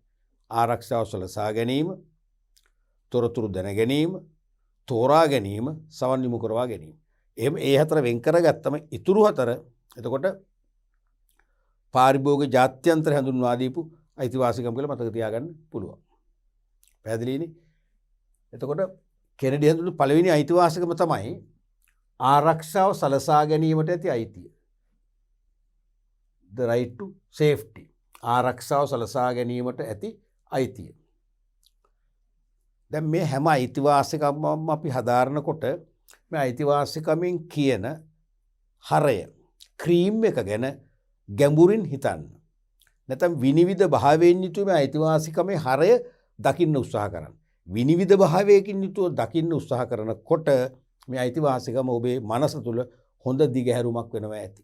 එහෙමයි අපි විෂය කරුණු දැහ ගන්න. කටපාඩම් කරන්න බෑනේ දරුවෝනේ. මම පළවෙනි පාඩම වලදී කිව්වනේ කටපාඩම් කරන්න බෑ. උගන්වන ගමම්මයි ඉගෙන ගන්න. උගන්වන ගමම්මයි පාඩම් කරන්නේ. කොහොමද? විෂය කරු මේ කියන්නේ මොකක්ද? මේකෙන් දෙන අදහස මොකක්ද? මේක මෙහෙම වෙන්න ඕනද? මෙහෙම නොවි ක්‍රියාත්මක වුණොත් මොකද වෙන්නේ? ආදි වශයෙන් තර්ක කරනකොට වදිනවා Tamanට. මේකේ තියෙන ක්‍රීම් එක එනවා. ඒ ක්‍රීම් එක තමන්ගේ උළුට ගන්න අවශ්‍ය වෙයි. තේරෙනවනේ? රයිට්. තම සෞඛ්‍යයට හා ජීවිතාරක්ෂාවට හානියක් නොවන පරිදි තත්ත්වයෙන් උසස් භාණ්ඩ හා සේවා තෝරා පරිභෝජනයේට පාරිභෝගිකයට ඇති අයිතිය තමයි මේ ආරක්ෂාව සලසා ගැනීම ඇති කියන්නේ. මේකේ කියනවා වටිනා කතන්දර දෙකක්. එකක් තම සෞඛ්‍යයට. එකක් තම සෞඛ්‍යයට. දෙවැනි එක ජීවිත ආරක්ෂාවට. මෙන්න මේ කාරණා දෙක අවධාරණය යොමු කරන්නම ඕනේ. තමන්ගේ සෞඛ්‍යයට. ඒ කියන්නේ යම් යම් භාණ්ඩ හා සේවා අපි පරිභෝජනය කරාම අපි ලෙඩ වෙනවා නම්, රෝගී වෙනවා නම් ඒ භාණ්ඩ හා සේවා පරිභෝජනෙන් පළක් නැහැනේ. ඒ නිසා අපි රෝගී නොවි නිරෝගී ජීවිතයක් ගත කරන්න පුළුවන් වන ආකාරයේ භාණ්ඩ හා සේවා ඕනෑම කෙනෙකුට තෝරා බේරාගෙන මිලදී අරගෙන පරිභෝජනය කරන්න හිමිකමක් තිබෙන බවයි පළවෙනි කාරණාව කියවේ. දෙවෙනි එක තමයි ජීවිත ආරක්ෂාවට. දැන් සමහර භාණ්ඩ පරිභෝජනය කරාම ලෙඩ වෙන්න පුළුවන්. සමහර භාණ්ඩ පරිභෝජනය කරාම මොකද වෙන්නේ? කප්පේ ගහන්න පුළුවන්. කෙලින්ම ජීවිතක්ෂරපත් වෙන්න පුළුවන්. ඒ නිසා ජීවිත තර්ජන ජීවිත තර්ජන පවතින භාණ්ඩ හා සේවාත් අපිට බැහැර කරන්න පුළුවන්. ජීවිතයට තර්ජනයක් ඇති නොවන භාණ්ඩ හා සේවා තෝරා බේරාගෙන පරිභෝජනය කරන්න සෑම කෙනෙකුටම අයිති ඇති බව තමයි මේකෙන් දෙවෙනි කාරණය. ඔන්නක හොඳට තේරුම් ගන්න ඕනේ. අපි මේකේ තවත් දිගහැරුමක් බැලුවොත් මේකට ಜಾති ආගම් කුල ભેද කිසිවක් නැහැ. ලෝකේ ඕනෑම රටක ජීවත් වෙන ඕනෑම තරාතිරමක පාරිභෝගිකයෙකුට මේ අයිතිවාසිකමේ පහස භුක්ති විඳීමේ අයිතිය තියෙනවා. ಜಾති කුල ආගම් ભેද නැහැ මේකට. දැන් සමහර වෙලාවට ඕගොල්ලෝ අසවල් කුලේ ඕගොල්ලන්ට මේ උසස් තත්ත්වයේ භාණ්ඩ අපි අලෙවි කරන්නේ නැහැ. ඕගොල්ලන්ට තියෙන මෙන්න මේ වගේ පහත් මට්ටමේ භාණ්ඩ. ඕනනම් ඒව දෙන්නම්. එවැනි ප්‍රකාශ ව්‍යාපාරිකයන්ට කියන්න බෑ. එහෙම කියන්න බෑ. ඕගොල්ලෝ මධ්‍යම පන්තියේ නැත්තම් තුන්වන පන්තියේ තුන්වන කැලෑසියේ එහෙමනේ කියන්නේ ගම්වල තුන්වෙනි පන්තියේ ඕගොල්ලන්ට නෙමෙයි මේ භාණ්ඩ හදලා තියෙන්නේ. මේක හැදුවේ පළමු පන්තියට. එහෙම කියන්නට බෑ. සංචාරක හෝටලයක් කියමුකෝ. අපි හිතමු ඒකේ තියෙනවා VIP room එක. අපි ඒ VIP room එක ගන්න ගියාම කියනවා VIP room එක දෙන්නේ අපි සමාජයේ ඉහළ පැලැන්තියට පමණයි. ඕගොල්ලෝ මොකද්ද වෘත්තිය? අපි කියන ගුරුවරයා. ගුරුවරුන්ට දෙන්නේ. එහෙම කියන්න බෑ. තේරෙනවද මම කියන එක? ඒ නිසා තවත් උදාහරණයක් පැහැදිලි කරොත් එහෙම හිඟන මහත්මියක්, සිඟාකන මහත්මියක් වැරහැලි ඇඳගෙන හඩු පෙරාගෙන තමන්ගේ අවුරුද්දක් වයසේ දරුවත් එක්ක තරුපහේ හෝටලයකට යනවා රාත්‍රී ආහාරය ගන්න, ඩිනර් එක ගන්න. සිකියුරිටි එකෙන් එලවනවා. ඔබ කොහෙද මේ යන්නේ පිස්සියක් කියලා. මෙයා කියනවා නෑ මම යන්නේ ඩිනර් එක ගන්න මටයි පුතාටයි. යන්න දෙන්න. යන්න දෙන්න බෑ කියනවා. ඒක වැරදි. අන්න එහෙම වෙනවනම් මේ අයිතිවාසිකම උල්ලංඝනය කරලා තියෙනවා. ඇය සිඟන මහත්මයක් වීම වෙනම කතාවක්. නැතිකමට වැරහෙලි ඇඳ එක වෙනම කතාවක්. ඇයගේ අතේ මුදල් තියෙනවා නම් ඇයටයි පුතාට ඩිනර් එකට ගෙවන්න අයිතියක් තියෙනවා. හොඳම ආහාර වේලක් මිලදී ගන්න. මොකද ඇයගේ අහිංසක පුතාගේ පළවෙනි උපන්දිනේ වෙන්න පුළුවන්. ඒ උපන්දිනේ සමරන්නයි ඇය මේ රසවත් ගුණවත් කෑම වේලක් ගන්න යන්නේ. එතකොට ඇය හිඟන්නේ කියන එක අදාළ නැහැ එතනට. මෙන්න මේ අයිතිවාසිකම තුල ඇයට අයිතිය තියෙන තියන්නේ. ඇයට ඕනනම් අපේ ලංකාවේ උසස් ගණයේ සලකන ආරෝග්‍ය ශාලාවක වෛද්‍ය ප්‍රතිකාර ගන්න ඇතුළත් වෙන්න පුළුවන්. ඔබ හිඟන්නේක් ඔබ වගේ ඇයට මේකෙන් රෝහල් සේවය දෙන්නේ නැහැ කියන්න බෑ. දැන් තියෙනවා මේ කියන එක. එහෙනම් ಜಾති කුල ආගම් ભેද තත්ත්ව බලපාන්නේ. ලෝකේ ජීවත් වෙන ඕනම කෙනෙක් පාරිභෝගිකේ. ඒ සියලු පාරිභෝගිකයින්ට සෞඛ්‍යයට තර්ජනයක් ඇති නොවන ජීවිතයට තර්ජනයක් ඇති නොවන උසස් තත්ත්වයේ භාණ්ඩ හා සේවා ඕනෑම අවස්ථාවක ඕනෑම තැනකින් ඕනෑම ප්‍රමාණයකින් මිලදී අරගෙන පරිභෝජනය කිරීමේ නිදහස හිමිකම තියෙනවා. ඒ හිමිකම කිසිදු සමාජ බලවේගයකට කිසිදු ව්‍යාපාරිකයෙකුට කිසිදු රජයකට හෝ කිසිදු අධිකරණයකට පවා වෙනස් කරන්න බෑ. උල්ලංඝනය කරන්න බෑ. බලපෑමක් කරන්න බෑ. ඒක ඒ පාරිභෝගික පරමාධිපත්‍ය මේක ඇතුළේ ගබ්බිලා තියෙනවා. මේක නිකන් අයිතිවාසිකමක් නෙවෙයි. පාරිභෝගිකයා සතු අප්‍රමාණ වූ පාරිභෝගික පරමාධිපත්‍ය කියන සංකල්පයත් මේකේ ගැඹෙලා තියෙනවා. ඒ නිසා ඒ සංකල්පේ බොඳ කරන්න, ඒ සංකල්පේ විනාශ කරන්න කිසියෙකුට බෑ. ඒ නිසා ඕනෑම කෙනෙකුට එයා මොන ජාතියේද, මොන ආගමේද, මොන සමාජ පන්තිද ප්‍රශ්නයක් නැහැ. හොඳම භාණ්ඩ හා සේවා තෝරාගෙන පරිභෝජනය කරලා ජීවිත ආරක්ෂාව සලසාගෙන ජීවත් වෙන්න අයිතියක් තියෙනවා. පැහැදිලිනේ? දෙවෙනි එක තමයි තොරතුරු දැනගැනීමේ අයිතිය. The right to obtain information. තොරතුරු දැනගැනීමේ අයිතිය. පාරිභෝගිකයා භාණ්ඩ හා සේවා මිලදී ගන්නේ තම අවශ්‍යතා සහ වුමනා සපුරා ගන්නනේ. තේරුණාද? එම නිසා එකී භාණ්ඩ හා සේවා වලට අදාළ ඕනෑම තොරතුරක් දැනගන්න අයිතියක් තියෙනවනේ පාරිභෝගිකයා. පැහැදිලිනේ? ඒ තොරතුරු ලබා දීම ප්‍රතික්ෂේප කරන්න කිසිවෙකුට බෑ.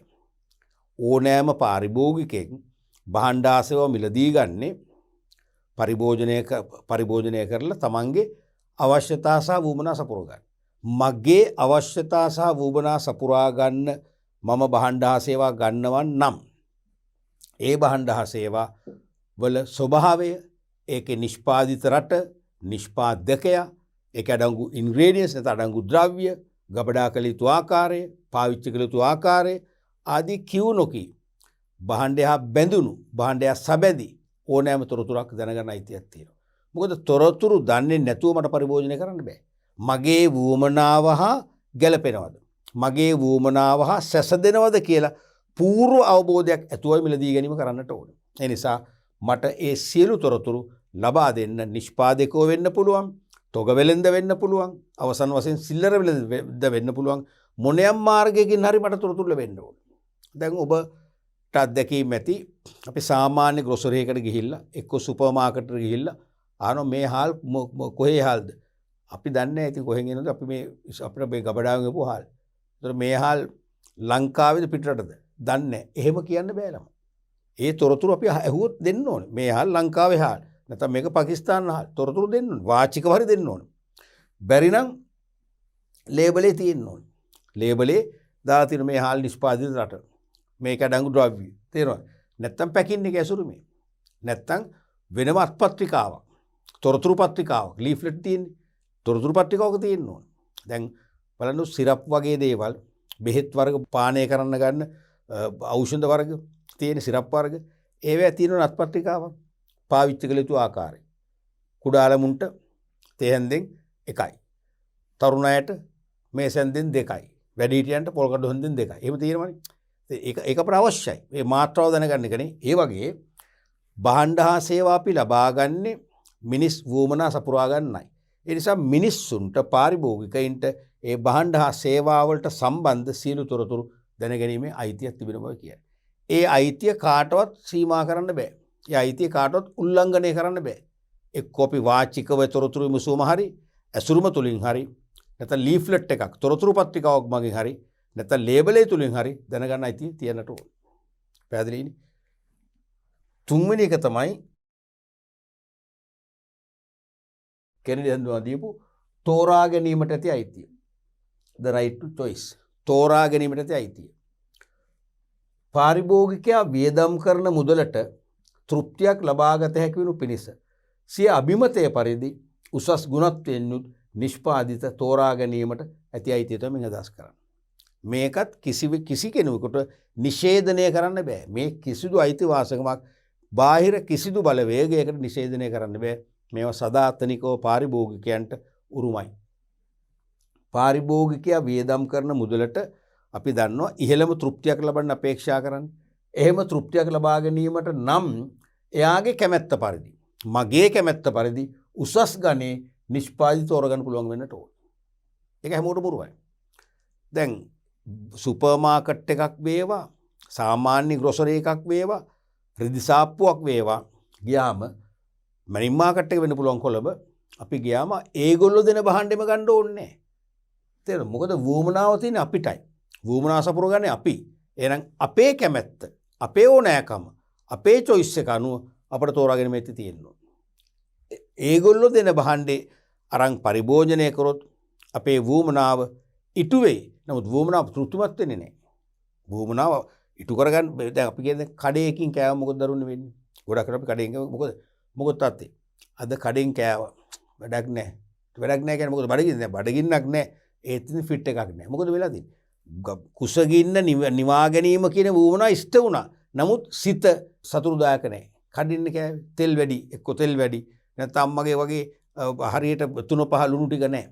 තේරෙනවද? අන්න ඒ වගේ අපි වියදම් කරන මුදලට ඉහළම තෘප්තියක් ලබන්න නම් අපේ වර්ණය අනුව, අපේ කැමැත්ත අනුව, අපි කැමති ස්ථානයකින්, අපි කැමති ආකාරයකට තෝරා බේරාගෙන භාණ්ඩ මිලදී අරන් පාවිච්චි කරන්න අයිතියක් තියෙනවා.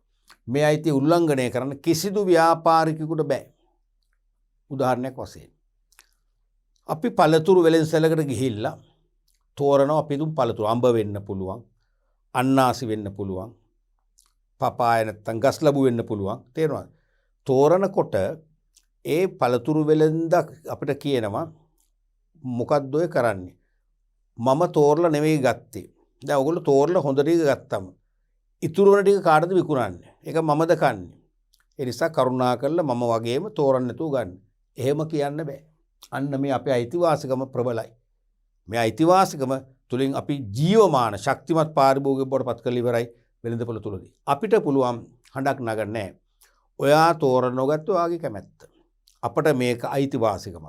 ජෝන් එෆ් කෙනඩි හිටපු ජනාධිපතිවරයා හඳුන්වලා දීලා අපිව ආරක්ෂා කරන අන්තර්ජාතික ආයතනය වන පාරිභෝගික ජාත්‍යන්තරය විසින් අනුමත කළ අයිතිවාසිකමක්. මෙවැනි අයිතිවාසිකම් ලෝකයේ අධිකරණ පද්ධතිය පවා පිළිගන්නවා.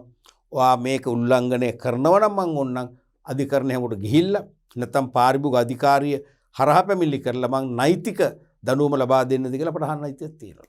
ඒ නිසා තෝරගන්නකොට ඒ බලපෑමක් කරන්න බෑ. අපිට තෝරගන්න පුළුවන්. තේරෙනවද? අපේ කැමැත්ත මත තෝරලා තමයි ලියදී ගන්න පුළුවන් වෙන්නේ. තෝරන්න දෙන්න බෑ කියන්න බෑ. මතක තියාගන්න. ප්‍රබලයි. හතරවෙනි එක තමයි සවන් යොමු කරවා ගැනීමට ඇති අයිතිය. නැත්නම් අවධානය යොමු කරවා ගැනීමට ඇති අයිතිය. The right to be heard. මේ කියන්නේ පාරිභෝගිකයා මුහුණ දෙන ගැටලු පිළිබඳ වගකිව යුත්තන්ගේ අවධානය ලබා ගැනීමටත් රාජ්‍ය ප්‍රතිපත්ති සැලසීමේදී අදාළ නිලධාරීන්ගේ සානුකම්පිත සැලකිල්ල යොමු කරවා ගැනීමටත් පාරිභෝගිකයට ඇති අයිතිය. මේකේ කාරණා දෙකක් කියවනවා. මොකද්ද? පාරිභෝගිකයා වෙළඳ පොලේදී විවිධ ගැටලු වලට මුහුණ දෙනවානේ. ඒ කියන්නේ නියම මිලට බහන්න මිලදී ගන්න බෑ. මිල බ්ලැක් මාකට් මිලටයි විකුණන්නේ. පාලන මිලක් නියම කරලා තියෙනවා කියලා හිතන්නකෝ අපි හිතමු පොල් වලට රුපියල් 90යි කියලා 100 තමයි විකුණන්නේ. අන්න අපිට ගැටලුවක් ඒක. එහෙම නැත්නම් අපිට තෝරන්න දෙන්නේ නැහැ. එහෙම නැත්නම් අපිට යල් පැන ගිය බහන්න තමයි අලෙවි කරන්නේ. එහෙම නැත්නම් බහන්න තියාගෙන අලෙවි නොකර ඉන්නවා. ඒ බහන්න විකුණන්නේ නැහැ කියනවා. ඕක ගැටලු. අන්නේ ගැටලු පිළිබඳ වගකිව යුත්තන්ගේ අවධානය ලබා ගන්න අපට අයිතියක් තියෙනවා. වගකිව යුතු කියන්නේ කවුද? විශේෂයෙන්ම රජයේ බලාධිකාර. පාරිභෝගික කටයුතු වල අධිකාරිය, ශ්‍රී ලංකා ප්‍රමිති ආයතනය, පරිසර සම්බන්ධ එකක් නම් මධ්‍යම පරිසර අධිකාරිය වැනි බලාධිකාරවල නිලධාරීන්ට අපි කම්ප්ලේන් කරලා පැමිණිලි කරලා ඒගොල්ලන්ගේ අවධානය, ඒ කියන්නේ ඒගොල්ලෝ ලව්වා අපට පරීක්ෂණයක් අනිවාර්යයෙන්ම ඉල්ලන්න පුළුවන්. පරීක්ෂණයක් කරලා අපට මේ ගැටලුව විසඳා දෙන්න, මේ ගැටලුවට සහන සලසා දෙන්න කියන ඉල්ලීම අපට කරන්න පුළුවන්. ඒක අපේ අයිතිය. ඒක පැත්තක් මේකේ. තේරුණාද? ඊළඟට රාජ්‍ය ප්‍රතිපත්ති සලසන්නේ මොනවටද? රටේ පුරවැසියන්ගේ යහපත වෙනුවෙන්. එහෙනම් ඒ රාජ්‍ය ප්‍රතිපත්ති සලසනකොට අදාළ නිලධාරීන්ගේ සානුකම්පිත සැලකිල්ල අවධානය අපි වෙත යොමු කරගන්න පුළුවන් වෙනවා. මොකද රාජ්‍ය ප්‍රතිපත්ති සලසන්නේ අප සඳහා නම්, පාරිභෝගිකයාගේ යහපත සඳහා නම් අපට තියෙන යෝජනා. ඔය ප්‍රතිපත්ති හදනකොට මෙන්න මේ වගේ කරුණු ගැන සලකලා බලන්න. මෙන්න මේ වගේ පැති ගැන අවධානය යොමු කරන්න. මෙන්න මේ වගේ වුමනා ඉෂ්ට වෙන්න ඕනේ. ආදි වශයෙන් යෝජනා කරන්න.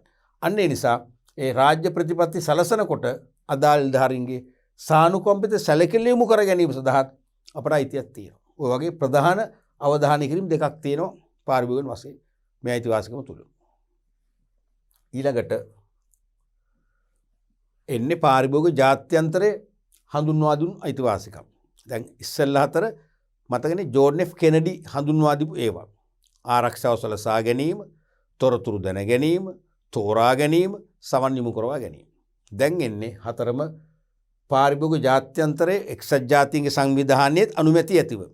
මේගොල්ලෝ හදලා එක්සත් ජාතීන්ගේ සංවිධානයට යොමු කළා. ඒගොල්ලොත් අනුමැතිය දුන්නා. අනුමැතිය ඇතිව හඳුන්වා දීපු අයිතිවාසිකම්. මූලික අවශ්‍යතා සපුරා ගැනීමට ඇති අයිතිය. Basic needs. මූලික අවශ්‍යතා.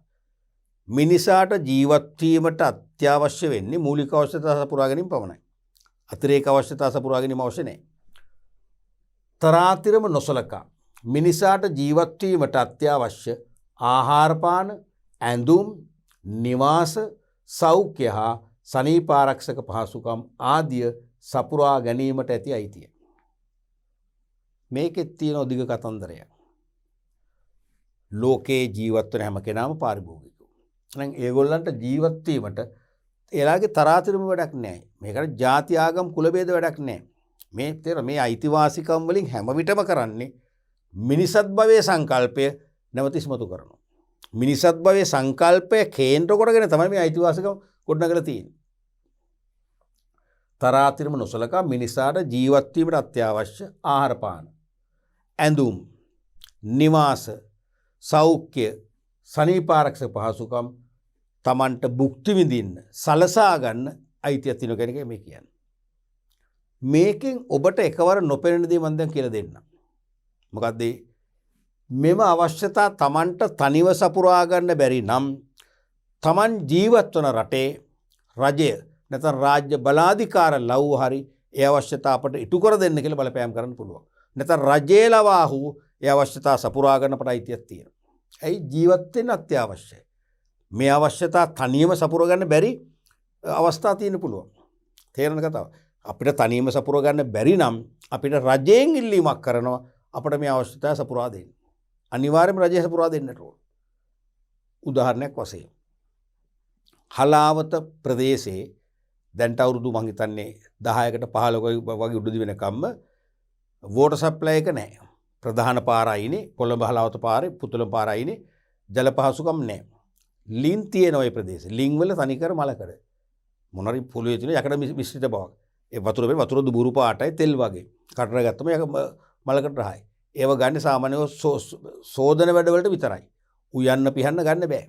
ඒතර වෝටර් සප්ලයි එක ඒ කාලේ සබ් දීලා නැති නිසා උදේට අවසර එනවා පෞද්ගලික අංශෙනු සේවයක් වශයෙන් කරා රාජ්‍යාංශේ වෝටර් බෝඩ් එකෙන් එනවා මේ ජල සැපයුමන්ට අරගෙන. එනකොට අර කාල කෑන් අරගෙන මිනිස්සු නොමිලේ දෙන්නේ. ඒක දෙන්න ඕනේ. ඉතින් ඒක රජයේ සෑහෙන වියදමක් පරිශ්‍රමයක් දරෝ වැඩේ කරන්න. හැම පළාතම දෙන්න එපා. ඇයි හේතුව? මිනිස්සුන්ට ජල ප්‍රශ්නය ජීවත් වීමට ජලය අත්‍යවශ්‍යයි. වතුර අත්‍යවශ්‍යයි. නැත්නම් මැරෙනවා. ඒක තනියම සපුර ගන්න බෑයි. මිනිස්සු ලින් හරනවා තියෙන යකඩ මිශ්‍රිත වතුර. මිනිසාට එනම් පානීය ජලය තනියම උපදව ගන්න බෑ.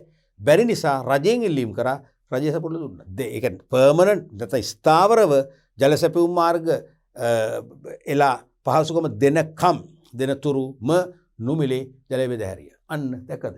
ඒක තමන්ට මේ අවශ්‍යතා සපුර ගන්න අයිතියක් තියෙනවා.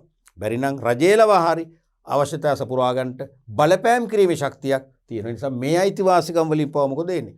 පාරිභෝගිකයා ප්‍රබල බල සම්පන්න පුද්ගලයෙක් බවට පරිවර්තනය කරනවා. එතකොට ඔබ දැකලා තියෙනවා විශේෂ මුහුදුබඩ ප්‍රදේශවල ඔය දීවර ගම්මාන ආශ්‍රිතව වැසිකිලි පහසුකම් ගණනාවක් ඇති කරලා තියෙනවා.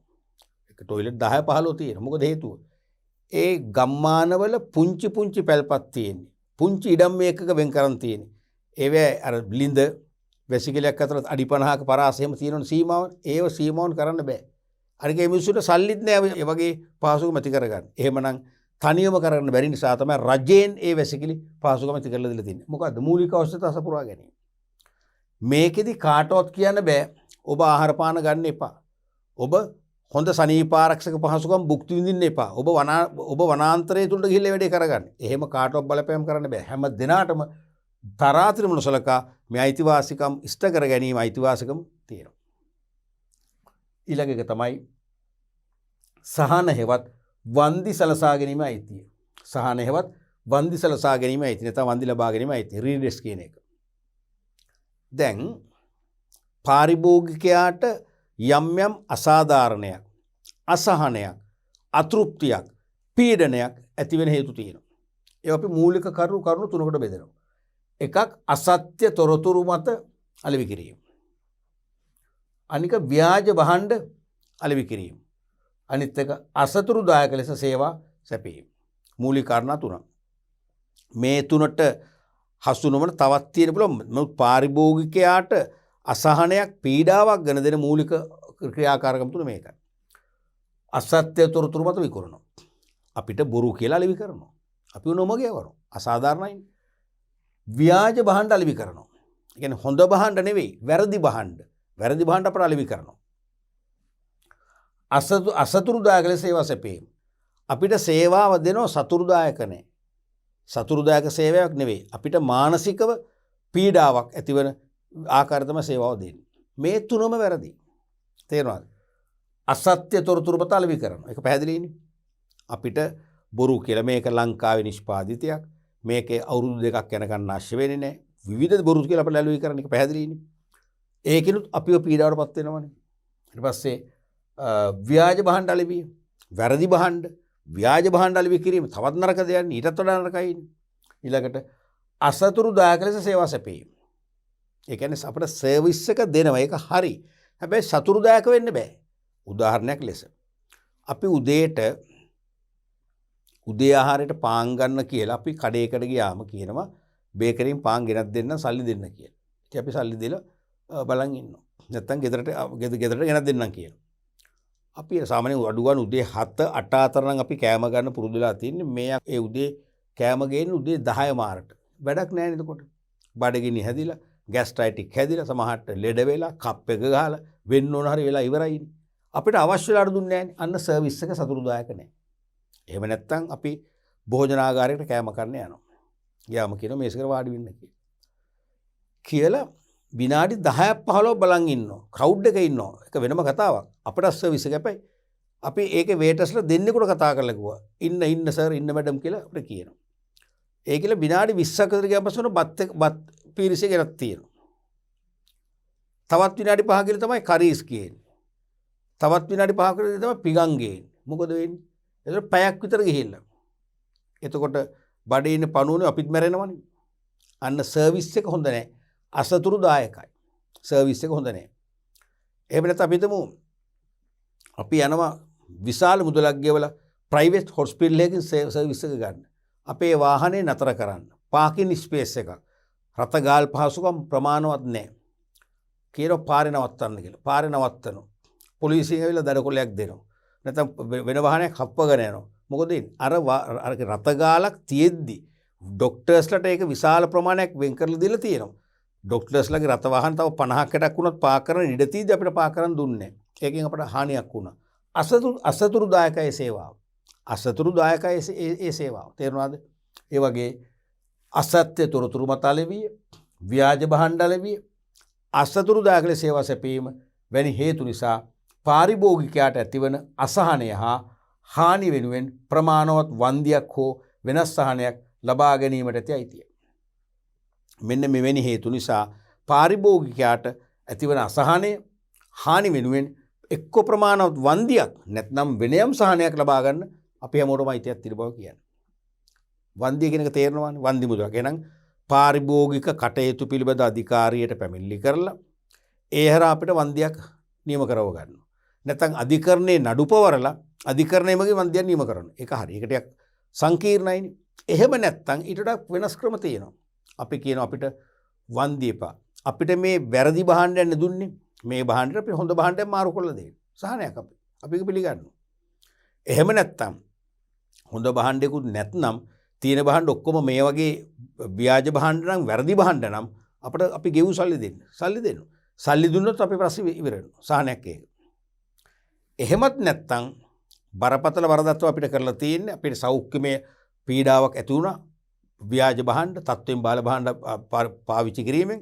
එහෙමනම් අපි කියන අපිට වන්දියක් ගන්න ඕනේ. වන්දියක් අපිට ඕනේ. නමුත් වන්දියක් එපා. ඔයාලගේ සල්ලි එපා. ඔයාලා අපි නිකන් අත්තරියොත් මේ වරද ඔයගොල්ලෝ හෙටත් කරනවා. අහිංසක පාරිභෝගයට කරා. මට මේක දරන්න පුළුවන්. අහිංසක පාරිභෝගයට මේක දරන්න බෑ. ඒ නිසා ඔබලා මම වෙනුවෙන් අසවල් ළමා නිවාසයට පරිත්‍යාග කරන්න. අසවල් වැඩිහිටි නිවාසයට පරිත්‍යාග කරන්න. ඒක අධිකරණ ලැබුව අපිට ගන්න පුළුවන් ඕඩරයක්. තේරෙනවද? ඒ අධිකරණ කියන මේ පීඩාවට පත්වෙච්ච පාරිභෝගිකයා ඔබලගෙන් වන්දි ඉල්ලන්නේ නැහැ. හැබැයි ඒ වෙනුවට ළමා නිවාසයක ළමයිගේ ආහාර පාන වලට නැත්නම් ළමා නිවාසයේ සංවර්ධනයේට වැඩිහිටි නිවාසයේ සංවර්ධනයේට පරිත්‍යාග කරන්න කියලා නියෝගයක් ගන්න පුළුවන්. ඒකත් සහනය. අපිට එපා. තේරෙනවද? අන්න ඒ වගේ පාරිභෝගිකයාට අසහනයක් පීඩාවක් ඇති වුණා මේ වගේ ක්‍රියාකාරකම් මගින් එහෙනම් එක්ක වන්දියක් නැත්නම් මං කිව්වා වගේ වෙනයම් සහනයක් ලබා ගන්න හැම දිනාටම අයිතියක් තිබුණා මේකෙන් කියන්නේ. ඊළඟට හත්වෙනි එක පාරිභෝගික අධ්‍යාපනයට ඇති අයිතිය කන්සියුමර් এডুকেෂන්. පාරිභෝගික ජාත්‍යන්තර හඳුන්වා දීම ඊළඟ අයිතිවාසිකම තමයි මේ වෙළඳපොළ තුලදී පාරිභෝගිකයාට නිවැරදි ලෙස භාණ්ඩ හා සේවා තෝරා ගැනීමට අවශ්‍ය දැනුම හා කුසලතා ලබා ගැනීමට අයිතියයි. වෙළඳපොළ තුලදී පාරිභෝගිකයාට නිවැරදි ලෙස භාණ්ඩ හා සේවා තෝරා ගන්න අවශ්‍ය දැනුම හා කුසලතා ලබා ගැනීමට අයිතිය. මේ කියන්නේ සෑම පාරිභෝගිකයෙක්ම උත්සාහ කරනවා බැරි වුණත් වෙළඳපොළේදී Tamanට හානියක් පාඩුවක් ඇති නොවන ආකාරයෙන් නිවැරදිම වඩාත්ම නිවැරදිම භාණ්ඩ හා සේවා තෝරගෙන පරිභෝජනය කරලා Tamanට යහපත් ජීවන රටාවක් ඇති කරගන්න. පැහැදිලිනේ? එතකොට එහෙමනම් වෙළඳපොළේදී නිවැරදිව ඒ වගේ තෝරගැනීම කරන්න තමන් දැනුවත් වෙන්න ඕනේ. තමන්ට අධ්‍යාපනයක් තියෙන්න ඕනේ. හොඳ භාණ්ඩ තියෙන්නේ කොහේද? භාණ්ඩවල හොඳම බ්‍රෑන්ඩ් එක, හොඳම සන්නම මොකක්ද? ඒවෙන් සාමාන්‍ය මිල කීයද? තේරෙනවද? ඒ භාණ්ඩ වලට අපට අවශ්‍ය ස්පෙයා පාර්ට්ස් නැත්නම් අමතර කොටස් ලංකාවේ තියෙනවද? මොකද අමතර කොටස් නැති යන්ත්‍රයක් ගත්ත කියනකො අපි අමාරු වෙන්නවනේ. ඒ හැම දෙයක්ම අපි දැනගන්න ඕනේ. දැනගත්තොත් තමයි අපට නිවැරදිම භාණ්ඩය, නිවැරදිම සන්නමක් යටතේ, නිවැරදිම මිලකට මිලදී අරගෙන පරිභෝජනය කරලා සතුටු වෙන්න පුළුවන් වෙන්නේ. අන්න ඒ අවබෝධය. ඒ වගේම වෙළඳ පොලේ තරංකාරී භාණ්ඩ කොච්චරක් තියෙනවද? තරංකරුවෝ කවුද? ඒගොල්ලන් අනුගමනය කරන නිෂ්පාදන ක්‍රියාවලීන් මොනවද? එයාලා පාවිච්චි කරන අමුද්‍රව්‍ය මොනවද? ඉන්ග්‍රීඩියන්ට්ස් මොනවද? තේරෙනවද? මේ කිව් නොකී වෙළඳ පොලෙන් Tamanට දැනගන්න ඕන හැම දෙයක් පිළිබඳව දැනගත්තොත් තමයි නිවැරදි මිලදී ගැනීමක් කරන්න පුළුවන් වෙන්නේ. ඒ සදා දැනුම හා කුසලතා නැත්නම් දැනුම හා කුසලතා ලබා ගන්න අයිතියක් තියෙන හැම දෙනාට. ඒකේ තේරුම අපි හිතමු කිසියම් නගරයක අපි තුමු නගර ශාලාව වෙන්න පුළුවන්, වෙනත් පෞද්ගලික ශ්‍රවණාගාරයක වෙන්න පුළුවන්. පාරිභෝගික කටයුතු පිළිබඳ අධිකාරිය විසින් පාරිභෝග සම්මන්ත්‍රණයක් පවත්වනවා. මොකටද මේ පාරිභෝගය දැනුවත් කරන්නේ? පාරිභෝග අධිකාරී පනතේ විධිවිධාන ගැන අවබෝධයක් දෙන්න, අයිතිවාසිකම් ගැන අවබෝධයක් දෙන්න, පාරිභෝගිකයන්ගේ වගකීම් ගැන අවබෝධයක් දෙන්න, ගුණාත්මක භාණ්ඩ තෝරා ගැනීමට මඟ පෙන්වීම කරන්න, වෙළඳ පොලේ ව්‍යාජ භාණ්ඩ සාම්පල් පෙන්නන මම ඉස්සෙල්ලා ඔයගේ සන්ලයිට් උදාහරණේ, ඒ වගේ සාම්පල් පෙන්නලා අවබෝධයක් දෙන්න, පාරිභෝග දැනුවත් කරන්න. එතනට යනවා අවුරුදු 5ක පුංචි දරුවෙක්. එතන ආරක්ෂක අංශ නිලධාරීන් කියන මේ දරුවා කොහෙද යන්නේ? මෙයා කියනවා එයා කියනවා මම මේ පාරිභෝගික සම්මන්ත්‍රණයට සම්බන්ධ වෙන්න යනවා. ඔයා පොඩ්ඩක් මේ කරුණාකරලා ගෙදර යන්න. එහෙම කියන්න බෑ. මොකද මේ අයිතිවාසිකම් වෙන් කරලා නැහැ. කුඩා තරුණ මහලු කියලා වෙන් කරලා නැහැ. මොකද අපි හැමෝම පාරිභෝගික ඉපදුණු ගමන් ඉපදිලා දැන් විනාඩියක යත් පාරිභෝගිකයෙක් තමයි. නමුත් අවුරුදු 5ක් කියන්නේ සාමාන්‍ය වයසක්. යමක්කවත් කිව්වම තේරෙනවා ඇහෙනවා. එයාටත් ඕන උනන්දුණක් ඕ පාරිභෝගික අයිතිවාසිකම් ගැන මම දැනගන්නවා කියලා එයාට සම්මන්ත්‍රණය යන්න පුළුවන්. කාටවත් නවත්තන්න බෑ. ඔබ තරුණ අය මේක තියෙන්නේ වැඩිහිටියන්ටයි, මේ පාරිභෝගික සමුළුව තියෙන්නේ වැඩිහිටියන්ටයි. තරුණ නිසා ඔයගොල්ලෝ ගෙදර යන්නේ. එහෙම කියන්න බෑ. අපිට අයිතියක් තියෙනවා. එහෙනම් ඒ වෙන්නේ දේවල් නැත්නම් අපිට ඉල්ලන්න පුළුවන් පාරිභෝගික කටයුතු අධිකාරියෙන්, ප්‍රමිති ආයතනයෙන් ගහන ප්‍රමිති පුවත්, පාරිභෝගික පුවත්, පාරිභෝගිකයි ඔබයි වැනි සංගරාවත් කලින් නිකුත් කරලා දැන් නතර කරලා තියෙන අපිට ඒවා ඉල්ලන්න පුළුවන් නැවත අපිට ඒවා ලබා දෙන්න. මොකද අපේ අධ්‍යාපනයේ එවැනි ක්‍රමවලින් ලබන අයිතියක් තියෙනවා. පාරිභෝගික අධ්‍යාපනයක් ලබා ගන්න තියෙන අවස්ථා මගහරිනවා නම්, ඒ අවස්ථා අසුරා දමනවා නම් රජයට එරෙහිව පව අපට අධිකරණයට ගිහිල්ලා නඩු කියන්න පුළුවන්. දැන් රජය අපිට මේ වෙනි දේවල් කප්පාදු කරනවා. දැන් පාරිභෝගික පුවත්, පාරිභෝගිකයි ඔබයි, ප්‍රමිති පුවත් කියන අපිට විශාල දැනුවත් බහක් දීපු සගරන් දැන් ඒවා හරියට ක්‍රියාත්මක වෙන්නේ නැහැ නේ. රජයේ ඒක කප්පාදු කරනවා නම් සල්ලි නැහැ කියලා අපිට පුළුවන් වෙILLන්න. ඒක තමයි මේ අයිතිය තියෙන ප්‍රබලත්වය. ඊළඟට සුවදායක පරිසරයක ජීවත් වීමට ඇති අයිතිය. සුවදායක පරිසරයක ජීවත් වීමට ඇති අයිතිය. එහෙම නැත්නම් සෞඛ්‍ය සම්පන්න පරිසරය, healthy environment කියන එක. මේ කියන්නේ ජීවිතයට තර්ජනයක් නොවන. මෙන්න මේකෙත් කාරණා දෙකක් ඔලුවේ තියා ගන්න ඕනේ. එකක් තමයි ජීවිතයට තර්ජනයක් නොවන. අභිමානයක් ඇති. දෙවෙනි එක අභිමානය ඇති සුවදායක පරිසරයක් තුල එකක් ජීවත් වෙන. මෙන්න තුන්වෙනි කාරණේ. ජීවත් වීමට හා ඊළඟ එක රැකියාවක නැත්නම් වෘත්තියක නියැලීමට ඇති අයිතිය. මේ අර්ථකථනය අංග සම්පූර්ණ වෙන්න මම මේ හයිලයිට් කරපු කාරණා උළුට ගන්නට ඕන. තේරෙනවද? ජීවිතයට තර්ජනයක් නොවන. දැන් සමහර ස්ථානවල අපි ගෙයක් හදාගත්තොත් අපේ ජීවිතයට තර්ජනයක්. හිතන්න දරුවනේ, නිතර නායාම් වලට ලක්වන ප්‍රදේශයක භූවිද්‍යා පතල් කැණීම් කාර්යාංශයේ පවා අනතුරු අඟවන ලද කන්දක් පාමුල ගෙයක් හදාගෙන කවදානම් අපට පිය උරුමෙන් තියෙන ඉඩම තියෙන එච්චරයි. ඒ නිසා අපි රජයෙන් ඉල්ලනවා ඒ ඉඩම රජයට පවරාගෙන සුරක්ෂිත තැනක ඉඩමක් දෙන්න කියලා. අපිට ඉල්ලීම කරන්න පුළුවන්. මෙන්න මේ අයිතිවාසිකම හරහා. තේරුණාද? නැත්නම් යම් රජයක් හෝ යම් රාජ්‍ය බලධාරීන් බලකපෑම් කරනවා නෑ ඔතනම වගේ හදන්න. එහෙම කියන්න බෑ. ඒක අපේ ජීවිතේ තර්ජනයක්. ඒ වගේ ජීවිතේට තර්ජනයක් නොවන. ඒ වගේම අභිමානයක් ගෙන දෙන. සුවදායක වෙන්න ඕනේ. සුවදායක පරිසරයක් තුල එකක් අපිට ජීවත් වෙන්න. කියන්නේ අපිට ගෙවල් දොරවල් හදාගෙන සුවසේ විවේකීව ජීවත් වෙන්න පුළුවන්කම තියෙන්නත් ඕන. සහ කිසියම් වෘත්තියක හෝ රැකියාවක නිලන්නත් පුළුවන් වෙන වෙනම ස්ථානයක. හරිනේ? එහෙනම් ජීවිතේට තර්ජනයක් නැති අභිමානයක් ඇති සුවදායක පරිසරයක ජීවත් වෙන්නයි රැකියාවක් හෝ වෘත්තියක් කරන්න අපිට හැමෝටම අයිතියක් තියෙනවා. එය කාටවත් උල්ලංඝනය කරන්න බෑ කියන එක මේ කියන්නේ. පැහැදිලිනේ? උදාහරණයක් වශයෙන් අපි හිතමු අපේ නිවස ඉස්සරහෙන් රජය අලුතෙන් කුණු වැලක් කපන්න යනවා. ඒ අපේ නිවස ඉස්සරහෙන් ඔබේ නිවස ඉස්සරහෙන් කුණු වැලක් ගියාම ඔබ කුණු වැල උඩින් තමයි පාරට එන්නට ඕනේ. තේරෙනවද? ඔබ කුණු වැල උඩින් තමයි පාරට එන්නට ඕනේ. එතකොට මොකද වෙන්නේ? ඒතර අපිට අනිවාර්යයෙන්ම අපේ ජීවිත තර්ජන එකක් තර්ජනයක්. මදුරුව බෝ වෙනවා. ඩෙන්ගු උදුර තියෙනවා තර්ජනයක්. අනිත් එක අභිමානයි. දැන් අපිට මේ නිවසේ ඉන්නවා කියලා යවුවණියක් ඔබ තේරෙනවද? ඒ යවුවණිට සමහරට ගමේදී උසුළු කරන්න පුළුවන්. ඔය කුණු වැලේ ගෙදර කෙල්ලා එන්නේ. කුණු වැලේ ගෙදර කෙල්ල. අභිමානයක් නැහැ. නමුත් අපේ නිවස ඉස්සරහා හග්ගල ගාඩන්ස් වගේ ලස්සන මල්වත්තක් රජයෙන් මල් උයනක් ස්ථාපිත කරලා නඩත්තු කරනවා නම් මේ කොළඹ ලස්සනට රැයට ලස්සනට පේන සඳුන් උයන වගේ උයනක් සකස් කරනවා නම් මොනතරම් අපේ අභිමානයක්ද? තේරෙනවද? මල්වත්ත ඉස්සරහා ගෙදර. එහෙමනේ කියන්නේ අභිමානයක් ඒක. අන්න ඒ වගේ අපි ජීවත් වෙන පරිසරයේ මනා වාතාශ්‍රය මනා ආලෝකය ලබන්න පුළුවන් සුපිරිසිදු පරිසරයක් වෙන්න ඕන. ඒකනේ සුවදායක පරිසරයක් කියන්නේ. ඒ වගේම ඒ පරිසරය ඒ නිසාම අපේ ජීවිතයට තර්ජනයක් ඇති නොවන්නට ඕන. ඒ නිසාම අපිට සමාජය තුළ අපට අභිමානයක් ඇති වෙන්නට ඕනේ. එවන් පරිසරයක අපිට ගෙවල් දොරවල් හදාන් ජීවත් වෙන්නත් රැකියාවක් හෝ වෘත්තියක් කරන්නත් අයිතියක් තිබෙනවා මේ කියන්නේ. දැන් තවත් උදාහරණයක් ගත්තොත් අපි ජීවත් වන පරිසරයට අමතරව රැකියාව කරන්නත් අපට අයිතියක් තියෙනවා මේ වගේ සුවදායක පරිසරයක. පැහැදිලිනේ? හරි. අපි ඊළඟට යන් පාරිභෝගික වගකීම්.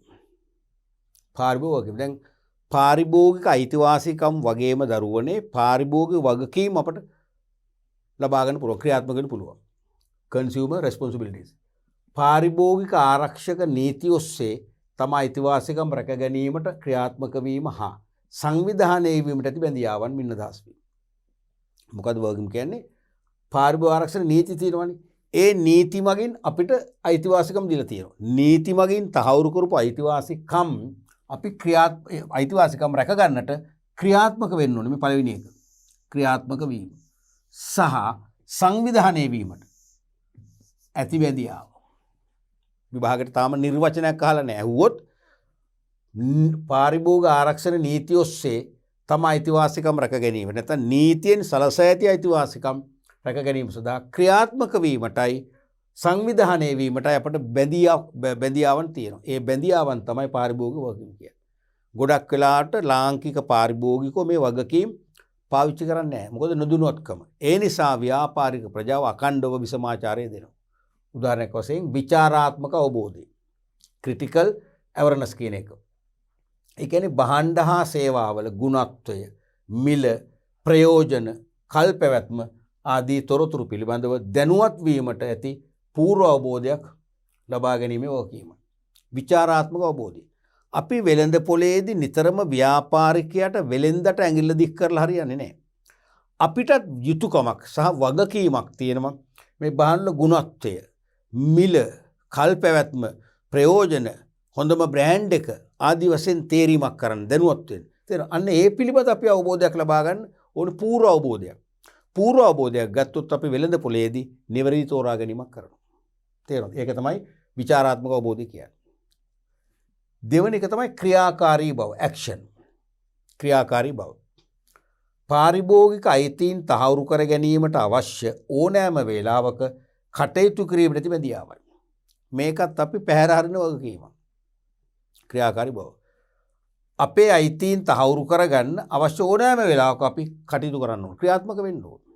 නිදසුනක් වශයෙන් මට වෙළඳ පොලේදී මම ගෙවූ මුදලට සාධාරණ භාණ්ඩයක් දුන්නේ නැහැ. ව්‍යාජ භාණ්ඩයක් දුන්නේ. මට ඒක දැනෙන්නේ වෙළඳ පොලේදීද ඒ මොහොතේ මම ක්‍රියාත්මක වෙන්න. මේ මුදලාලි කැතවට කරන්න එපා. මං ඉල්ලුවේ මේ බ්‍රෑන්ඩ් එක නෙවෙයිනේ. ඇයි මේ මේක දෙන්නේ? මට අවශ්‍ය දේ දෙන්න නැත්නම් සල්ලි දෙන්න. ක්‍රියාත්මක වෙන්න ඕන. අපි දුම එහෙම ගෙදර ඇවිල්ලා වුණත් ඒත් අපි ගිහින් ඉල්ලන්න ඕන. ඒත් අපට සහනයක් ලැබෙන්නේ නැත්නම් අන්න අපි එක්ක පාරිභෝගික සංවිධානයට ගිහිල්ලා කම්ප්ලේන් කරනවා. එක්ක පාරිභෝගික කටයුතු වල අධිකාරියට පැමිණිලි කරලා ඒ සංවිධාන ඔස්සේ හරි මේකට බලපෑමක් කරන්න. එහෙම වුණොත් තමයි ව්‍යාපාරිකෝ ඒ වරද හදාගන්නේ. නැවත අනාගතයේදී ඒ වරද නොකරන තත්ත්වයටපත් වෙන්නේ. ඒක අපේ වගකීම. එහෙම අපි දැන් අපි නෑ රුපියල් 20යිනේ පාඩු වෙන කමක් නෑ ලොකු මුදලක් නෙවෙයි. මං ඔන්නක අමතක කරනවා. එහෙමනේ අපි පුරුදු වෙලා ඒක ක්‍රියාකාරී බව නොවේ. අන්නේ අලස භාවයේ මගින් මේ ක්‍රියාකාරී බව කියන ක්‍රියාශීලී වගකීම අපි අමෝමු විනාශ කරලා දානවා. එහෙම කරන්න හොඳ නෑ. අනිවාර්යයෙන්ම අපි ඇක්ෂන් ගන්න ඕනේ. ඊළඟට තුන්වන එක තමයි සහයෝගීතාවය. නැත්තම් එක්සත් වීම. සොලිඩරිටි කියන එක. සහයෝගීතාවය. පාරිභෝගික අයිතිවාසිකම් කඩවීම හෝ කඩවීමට ඉඩක් ඇති ඕනෑම අවස්ථාවක සෙසු පාරිභෝගිකින් සමග සාමූහිකව සංවිධානය වීමට ඇති හැකියාව. මේකත් ලංකාවේ අපිට දකින්න අමාරුයි. මේ කියන්නේ වෙළඳ පොලේදී එක් පාරිභෝගිකයෙකුට එක් අවස්ථාවක යම් අසාධාරණයක් වෙනවා නම් අපි හාක බලන් ඉඳලා හරියන්නේ නැහැ. අපි එතනට සහයෝගය දක්වා අපි අනිවාර්යයෙන් ඒ මොහොතේදී අපි තනි සංවිධානයක් වශයෙන් එකතු වෙන්න. ඇයි මොකද්ද ප්‍රශ්නේ? මොකද්ද මල්ලි මොකද්ද සහෝදරේ ප්‍රශ්නේ? කියනවා ඇයි මුදලාලි එහෙම කළේ? ඔයාට එහෙම කරන්න අයිතියක් නැහැ. අසවල් නීතිය අනුව ඔයාට අනිවාර්යයෙන් මේ භාණ්ඩේ විකිණීම ප්‍රතික්ෂේප කරන්න බෑ. මේකේ ලකුණු කළ මිලට වඩා මුදලක් අය කරන්න බෑ. කරුණාකරලා සාධාරණයක් කරන්න. අන්න මොකද වෙන්නේ? පාරිභෝගිකව එක්සත් වෙලා සංවිධානාත්මක මේ ෂණිකව සංවිධානයක් වශයෙන් හඬක් නගනකොට ඒ හඬ හමුවේ ව්‍යාපාරික අසරණ වෙනවා. එයාගේ විසමාචාර වලින් යා මිදිලා සාධාරණ ඉෂ්ට කරන්න කටයුතු කරනවා. අන්න ඒ වගේ සංවිධානයේ මොකද එහෙම සහයෝගයෙන් අපි මට වෙච්ච අසාධාරණ ඔබ මාත් එක්ක එකතු වෙන්න ඕනේ. ඔබට වෙච්ච අසාධාරණයකදී මම එකතු වෙනවා. අපි ප්‍රබල හඬක් නගනවා. අපේ අයිතිවාසිකම් අපි දිනා ගන්නවා. අපේ අයිතිවාසිකම් අපිට අහිමි වෙන්නේ අපි මේ වගකීම් ඉෂ්ට නොකරන නිසායි. ඊළඟ එක සමාජයේ කෙරෙහි සැලකිලිමත් වීම social concern. අන් අයට හා විවිධ ජන කොටස් වලට පීඩනයක් හෝ අසහනයක් ඇති නොවන පරිදි තම වුමනා සපුරා ගැනීමට ක්‍රියා කිරීමට වගකීමයි. ඒ කියන්නේ පුද්ගලයෝ තමන්ගේ වුමනා සපුරා ගන්නකොට අන් අයට සමාජයේ අවට විවිධ ජන කොටස් වලට හානියක් පීඩනයක් අසාධාරණයක් වෙන්න බෑ. එහෙම නොවන ආකාරයට තමන්ගේ වුමනා සපුරා ගැනීමට බැඳියාවක් තියෙනවා. ඒක තමයි සමාජයේ කෙරෙහි සැලකිලිමත් වීම කියන්නේ. චූටි උදාහරණයක් ගත්තම ඔබ ගෙදරදී විවේකීව ඉන්නවා නම් ඔබට පන්ති නැති දවසක් වෙන්න පුළුවන්, ඉරිදා දවසක් වෙන්න පුළුවන්. ඔබ ගෙදර කැසට් රේඩියෝ එක දානවා ගමටම ඇහෙන්න. නමුත් අල්ලපු ගෙදර ඉන්නෝ ශිෂ්‍යත්ව විභාගයට පාඩම් කරන දරුවෝ. ඒගොල්ලන්ට ඒක මානසික වදයක් වෙනවා. අන්න ඔබ සමාජයේ කෙරෙහි සැලකිලිමත් උනේ නැහැ. ඒ නිසා සමාජය ගැන හිතන්න ඕනේ. ඔබේ වත්තේ තියෙන ගසක් කපන්නේ වැවෙන්න හරිනවා. ඒකට පොර දාන. හැබැයි ගස වැවෙන්නේ ගසේ කොළ අල්ලපු ගෙදර වහලේ වැහිපීලට වැටෙනවා. වැහිපීල බ්ලොක් වෙනවා. ඩෙන්ගු මොදුරු හැදෙනවා. අපි ඒව ගැන හිතලා අපි අඩු ගානේ ඒ පැත්තේ තියෙන අතු ටිකවත් කපන්නට ඕනේ. ඒගොල්ලෝ ඉල්ලීමක් කරන්න පෙර කපනවා වඩා හොඳයි. ඉල්ලීමක් කළොත් පැකිලීමකින් විතර කපන්න ඕනේ. අපිට රණ්ඩු සරවල් කරලා හරියන්නේ නැහැ. තේරෙනවද? අන්න සමාජයේ කියලා සැලකිලිමත් බව. ඒ නිසා ඔබ වුමනා සපුර ගන්නකොට අවට සමාජයට හානි කර දේවල් නොවන ආකාරයෙන් ඔබේ වුමනා සපුරා ගන්න ඔබට බැඳියාවක් තියෙනවා. ඒක තමයි මම අදහස් කරන්නේ. අවසන් එක තමයි පාරිසරික දැනුවත් බව. environmental awareness කියන එක. ඒ කියන්නේ වර්තමාන પરම්පරාව මෙන්ම අනාගත પરම්පරාව වෙතද ජීවත් වීමට අවශ්‍ය යහපත් පරිසරයක් ගොඩනැගෙන පරිදි වුමනා සපුරා ගැනීමට ඇති බැඳියාව. අපි අපේ වර්තමාන වුමනා සපුරා ගන්නවා එක හරි. සපුරා ගන්නකොට අපි අනාගත පරපුරටත් පවතින අනාගත පරපුරටත් ගැලපෙන සුවදායක පරිසරයක් අපි තුරු කරන්න ඕන. අපි වර්තමානයේ පරිසරයේ කෙලසමින් අපේ වුමනා සපුරා ගත්තොත් අනාගත પરම්පරාවට පරිසරයක් ඉතුරු වෙන්නේ නැහැ. ඒකයි මේ කියන්නේ නිතරම අපේ අවශ්‍යතා සහ වුමනා සපුරා ගන්න මානව කටයුතු වලදී පරිසර හිතකාමීව කරන්න ඕනේ. පරිසරයට හානියක් නොවන පරිදි අනාගත පරපුරට හොඳ පරිසරයක් නිර්මාණය වන ආකාරයෙන් අපේ වුමනා සපුරා ගන්න අපට බැඳියාවක් ඇති බව තමයි වෙන් කියන්නේ. දැනනෝ නේද? අයිතිවාසිකම් වගේම ඒ අයිතිවාසිකම් රැක ගන්න අපට වගකීම් රාශියකුත් වගකීම් පහක් තියෙනවා. හොඳයි. අපි අද මේ පාඩම් මේකකයේ තුලින් මූලිකවම පාරිභෝගික අයිතිවාසිකම් සහ පාරිභෝගික වගකීම් ගැන පුළුල් විග්‍රහයක් කළා. අපි ඉදිරි පාඩම්වලදී පාරිභෝගික ආරක්ෂණය සම්බන්ධයෙන් ක්‍රියාත්මක වන රාජ්‍ය ආයතනවල කාර්යභාරයන් පිළිබඳ විශ්ලේෂණයක් කරනවා.